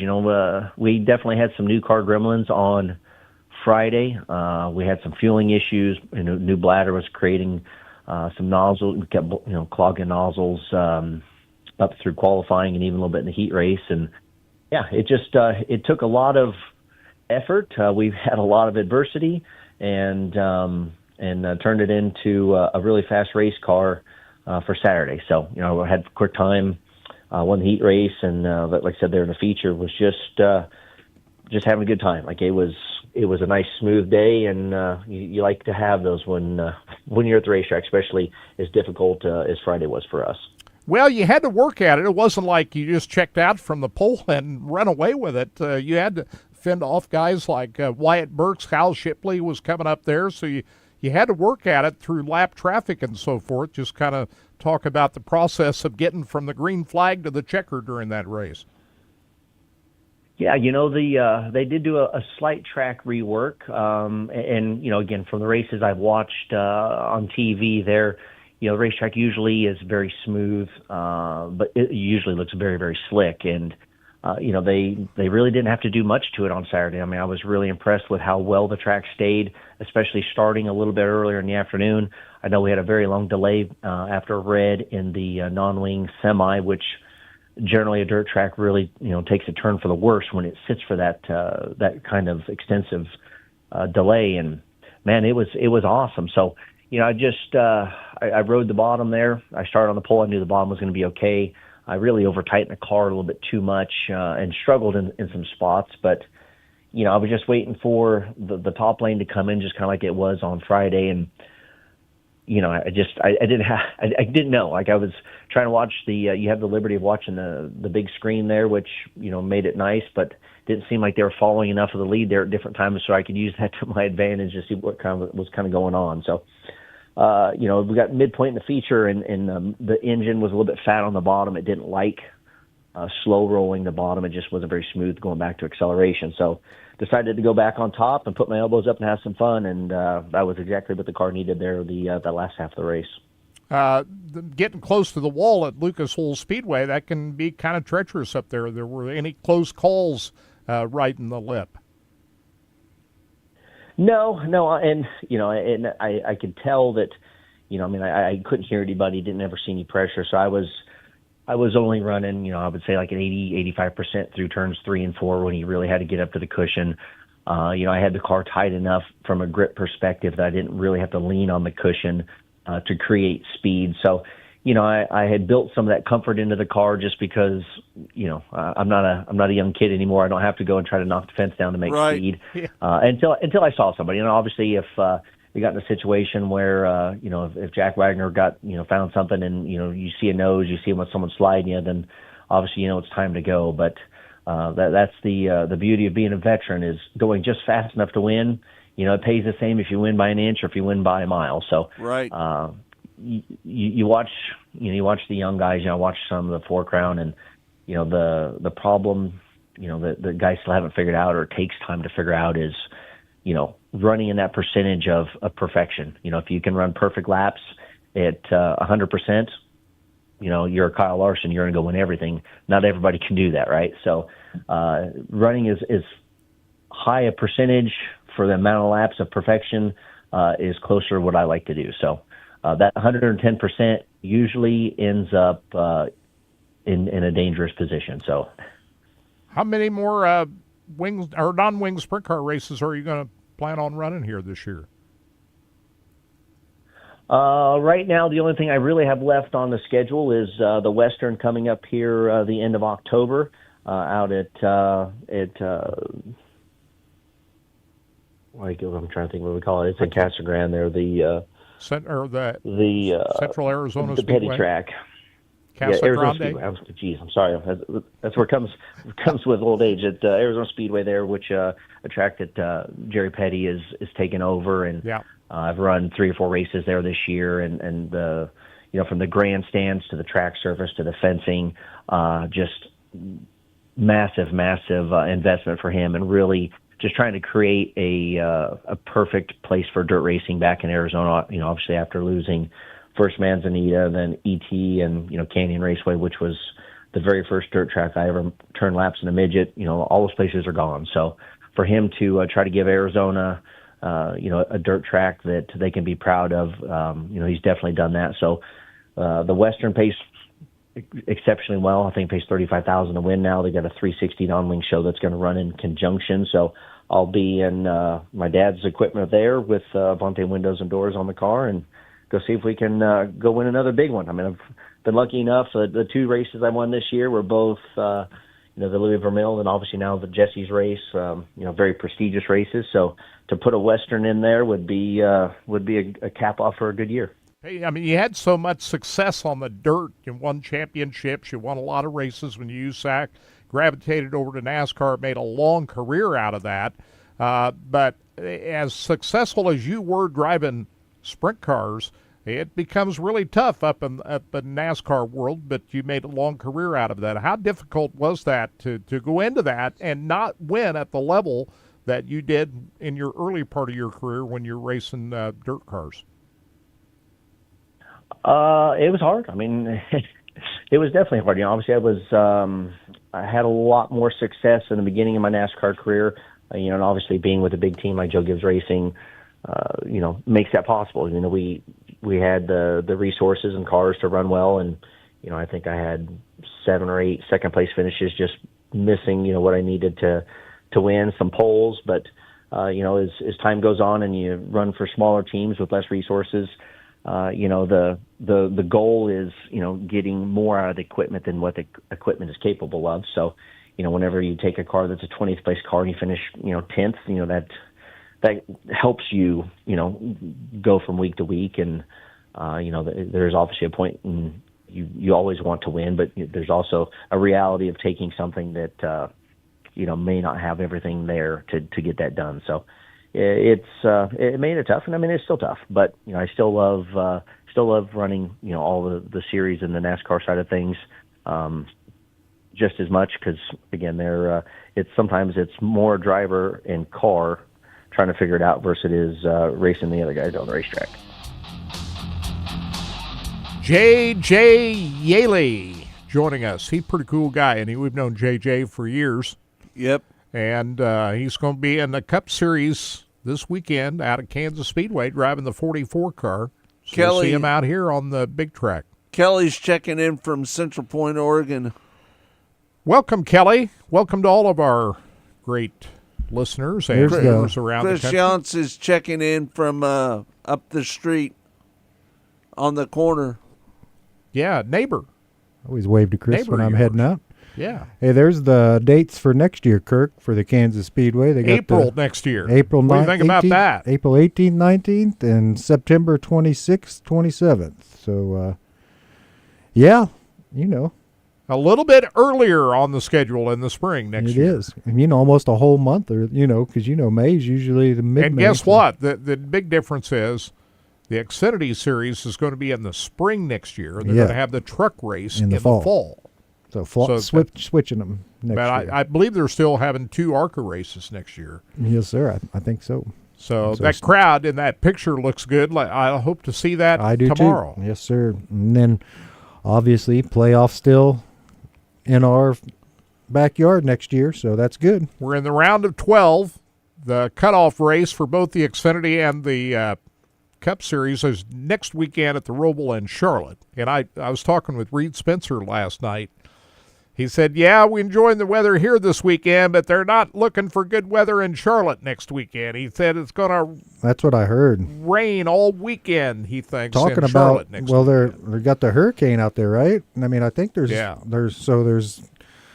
you've got a lot That was of, about a year ago. They had that hurricane up in Uh-huh. the mountains of North Carolina a year ago. Absolutely. They're still devastated over that. yeah. So I just saw a post today saying there's, so yeah, next week's not looking so good for them out there, but Marie says that, hi, boys, getting ready to go to Bridgeport Speedway. Weather it doesn't look promising. Oh, I don't like the sound of that. well, bring your poncho. But next weekend at Williams Grove Speedway is the National Open, one of the crown jewel races in all of sprint car racing. That's next Friday and Saturday at Williams Grove Speedway. So look forward to seeing that. Let's hear from Ryan Newton, who was the winged 410 sprint He's a car cool kid, winner man. at the Jesse Hockett Daniel McMillan Memorial. He's really cool, man. Yeah, he's an Aussie. Australian. Yep, and in the interview you'll be able to tell his voice, but man, really nice kid, man. He was, like you said, a lot of people haven't heard of him. That was the first time I'd heard of him, so it was a good interview. Like you said, if you want to hear the whole interview, you go to We're Mostly Motorsports and get that, download that. Same way with the J.J. Yaley.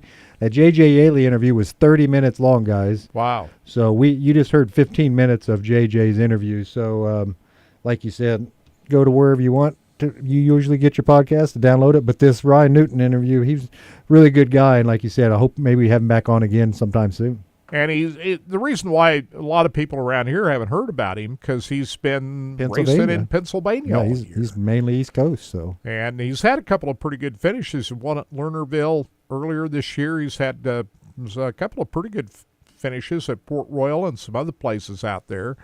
But he ventured out of his territory of Pennsylvania and decided to come to the Jesse Hockett Daniel McMillan Memorial. And how did that pay off? It paid off with the big victory. And let's hear from Ryan Newton, who we spoke with on Monday's Mostly Motorsports show.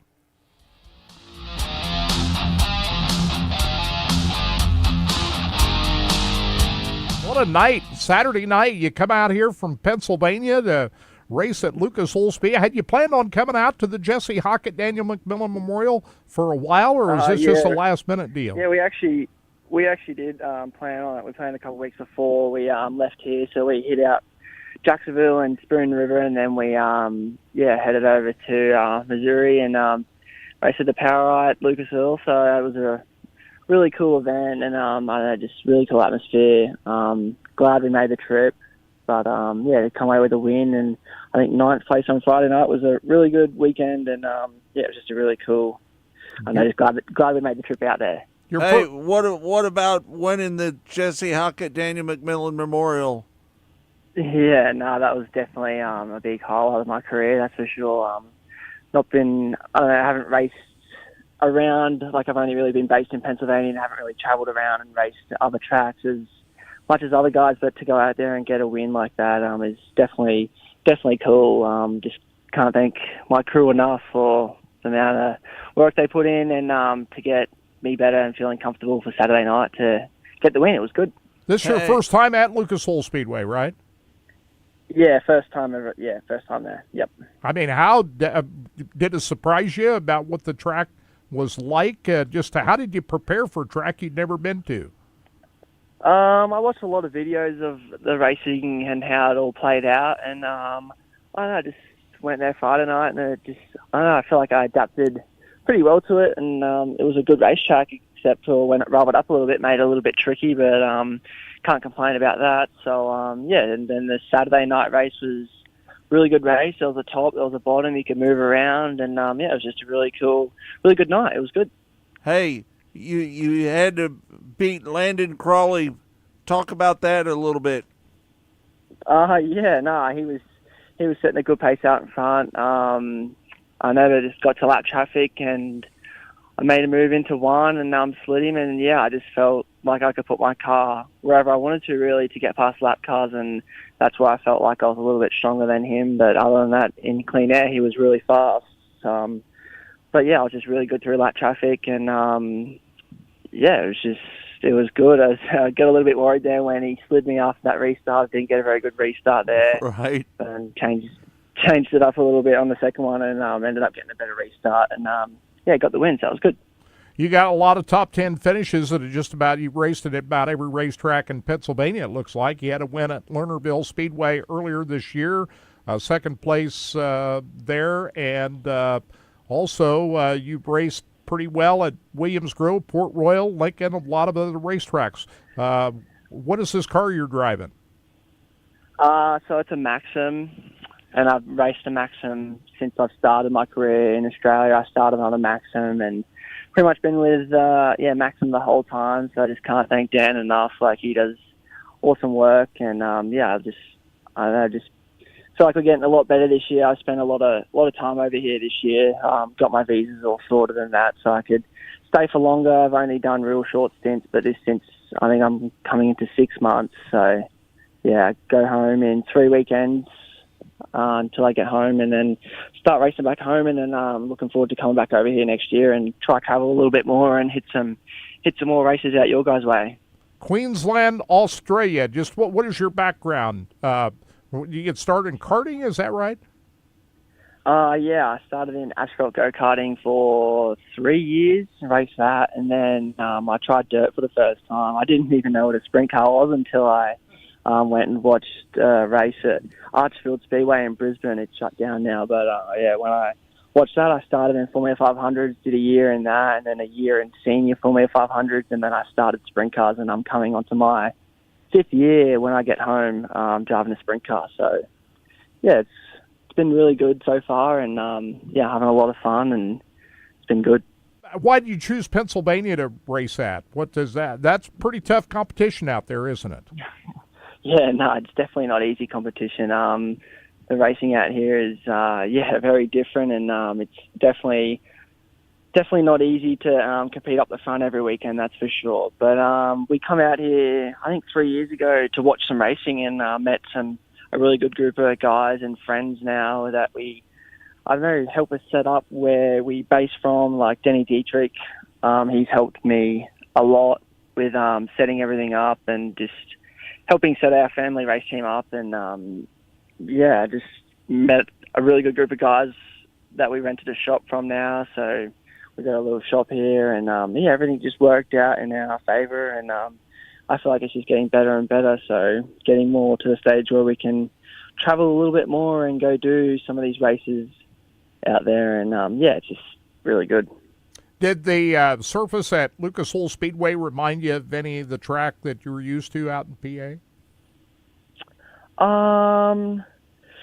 Not really. There's a few. It probably reminded me the most of like Lernerville, how it shelves off a little bit, like how it flattens off at the top. But other than that, it was a really good racetrack. I really like it, and I can't wait to go back there. But I don't know. It was just one of those good racetracks where you could race around and move around and get past cars, and it was good.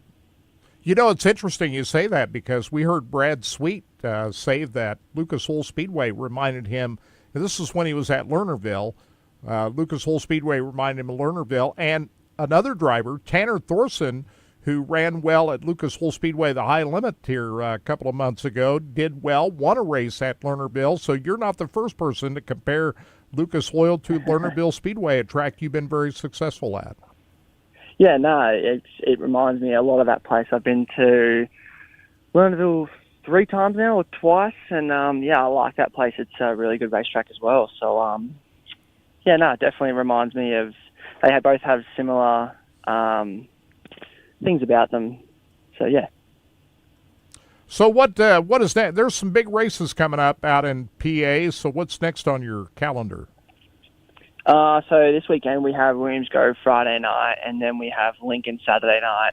And then the following weekend is the National Open, which is with the World of Outlaws, and at Williams Grove, and that'll be our last show, and then head back home. How much confidence does a win like this give you when you go back to racing at, you got that National Open coming up? How big is this for your overall confidence? Definitely. I don't know, to get a win these days is definitely not easy, but it gives me a little bit of a confidence booster knowing that we had a fast car out there, and I don't know, I'm so short into my career, I would say, I haven't done a lot of racing, but I've done enough, so to get a win is very cool, and I don't know, just hopefully we can carry our speed this weekend at Williams Grove and Lincoln, and then just see how we go from there, I guess. So it's good. Now it'll be wintertime here, summer over there. What are the tracks in Australia that we should be looking out for you racing at? So we'll be at Toowoomba Speedway, which is probably 2 hours from my house. I'll be there. And then in Warrnambool, Victoria, for the Classic. That's a really big race as well. There should be a few American drivers there as well, so that's a big one. And then Perth Motorplex on the other side of the country. That's with the High Limit International race. Yep. So that's a big one as well. So there's a few that we'll be hitting up. I think we've got about 20 races scheduled up and down to Sydney, Queensland, Victoria. So there's definitely a few. We're doing a few big ones like the Classic, the Australian title, but So you'll come back next year and hope to do that same type of schedule then in 26? I think so. We've got a little bit of a plan at the moment, but it's not fully set in stone yet. So I definitely want to travel more and experience different racetracks. That's one thing that I really want to do, and hopefully be able to do that next year. So, nothing really set in stone. Just see how we go and see how it all plays out with crew and just stuff like that. Now, this equipment you're driving here, how does that work? You're coming over from Australia. How do you assemble a team while you're over here? How's that work?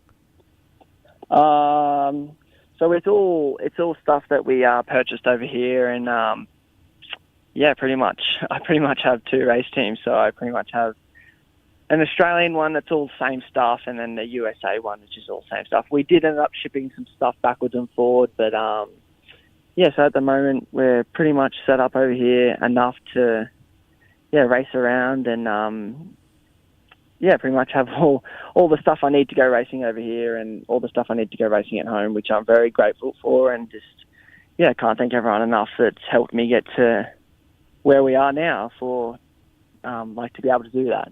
That's unique, isn't it, for an Australian driver to come over? You own your own stuff here in the United States? That doesn't happen, does it?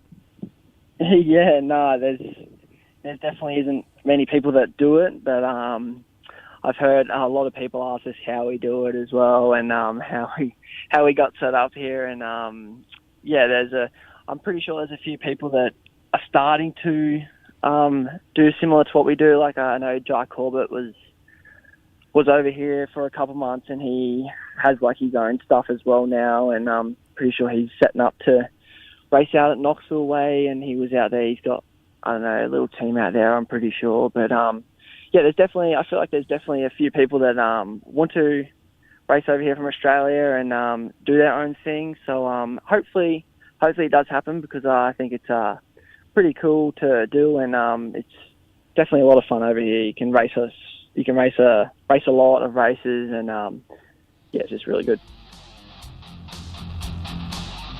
Ryan Newton wins the Jesse Hockett Daniel McMillan Memorial, and last night he raced at Williams Grove Speedway, finished 18th, a couple of spots behind Ryan Timms in the feature event. Yeah, Ryan is out. Williams, kind of a tune-up for the National Open at Williams Grove. Brent Marks won the feature last night, and second place went to Freddie Raymer. Kirk, I want to remind people that the John E. Helms Memorial tonight at Valley Speedway starts early. Right. Got to get there early, 5:30 hot laps, first race at 6 o'clock. And I forgot to mention there's one other big event that's going on this weekend for dirt modifieds. It's the Featherlight Fall Jamboree at Deer Creek Speedway in Minnesota going on this weekend. Who's going to stop Joe Chisholm Not Jim Chisholm, Joe Chisholm. He wins going wire to wire on Thursday night. The younger brother of Jim Chisholm, the two-time defending winner of this race and the defending USMTS champion. Joe Chisholm has been on fire this weekend at Deer Creek. He leads, goes wire to wire on Thursday night. And last night, he comes from 20th to 2nd. Dustin Sorensen wins the Friday night prelim. If you want to watch that action, that's over at our friends at RacingDirt.com. Yes, sir. What's going on? The Satriano is one of the best drum players in the business, isn't he? Pretty good, huh? Yep. Yep. Tell me about him. Who's he play for? I think he's just a... He just plays by himself. Is he on YouTube? Like a lot of these people nowadays, there's just so many good players out there that nobody's really heard of because there's you so see many. A lot of YouTube videos. Can you watch him up on YouTube? Yeah. Yeah. Yep. Absolutely. What makes him so good, Scott? He's just a fantastic drummer. Yeah. It's like you said, there's just so many good players out there. How much now. coordination you got to have to be a good drummer? I mean, what talent do you have to possess in order to be good at that? I'm not much of a drummer, Kirk. Well, you got a set of drums right here in the studio, right. Scott. Yep. Yeah, I wouldn't know because I don't know if I play. I figured you were a good drummer if you got a set of drums out here. Todd's got his guitars, so we know you gave us a little sampling of your work on some of these closes here. Yeah, didn't you, Todd? Absolutely. A lot of the music we're playing You're now pretty is good. My stuff. You're pretty good, I man. appreciate it. Music we'll hear today going out will be mine too. So there you go. All right. We don't have any copyright issues with that. No right? copyright issues with my music. So shouldn't. All be, right. shouldn't Well, be a we problem. better get out to the racetrack. Thanks for tuning in, Todd. Great job as always. Thank we you, got man. the pre-race Appreciate show coming up at noon today. Noon. Listen to 15:10. that And it'll on ESPN Kansas City. We'll post a video of it too here a little That's bit right. later on. YouTube and Facebook will have it up for Yeah, you. and hope to see you out the racetrack. It's going to be a good weekend. Right. We'll talk about it on Monday. Mostly Motorsports. We'll have that podcast on Monday.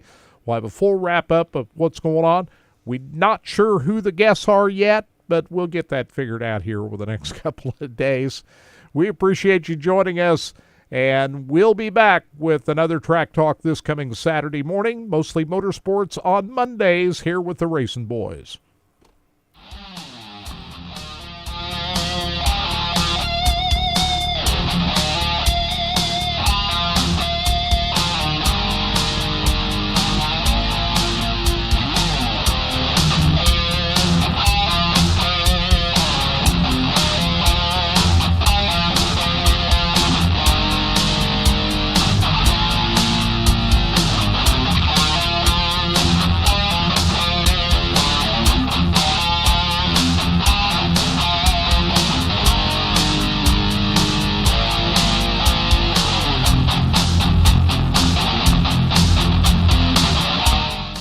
Go harder, faster, stronger with Rod End Supply. Whether you are running industrial, farming equipment, or a race car, Rod End Supply has the assortment of rod ends, radius rods, and specialty products that will help you lead the field in performance. Our superior design means our rod ends last longer and perform better, giving you the edge on the track and saving you money. Contact Rod End Supply or order online today at rodendsupply.com. We don't just sell them, we race them. rodendsupply.com. Serving the racing community for over 30 years.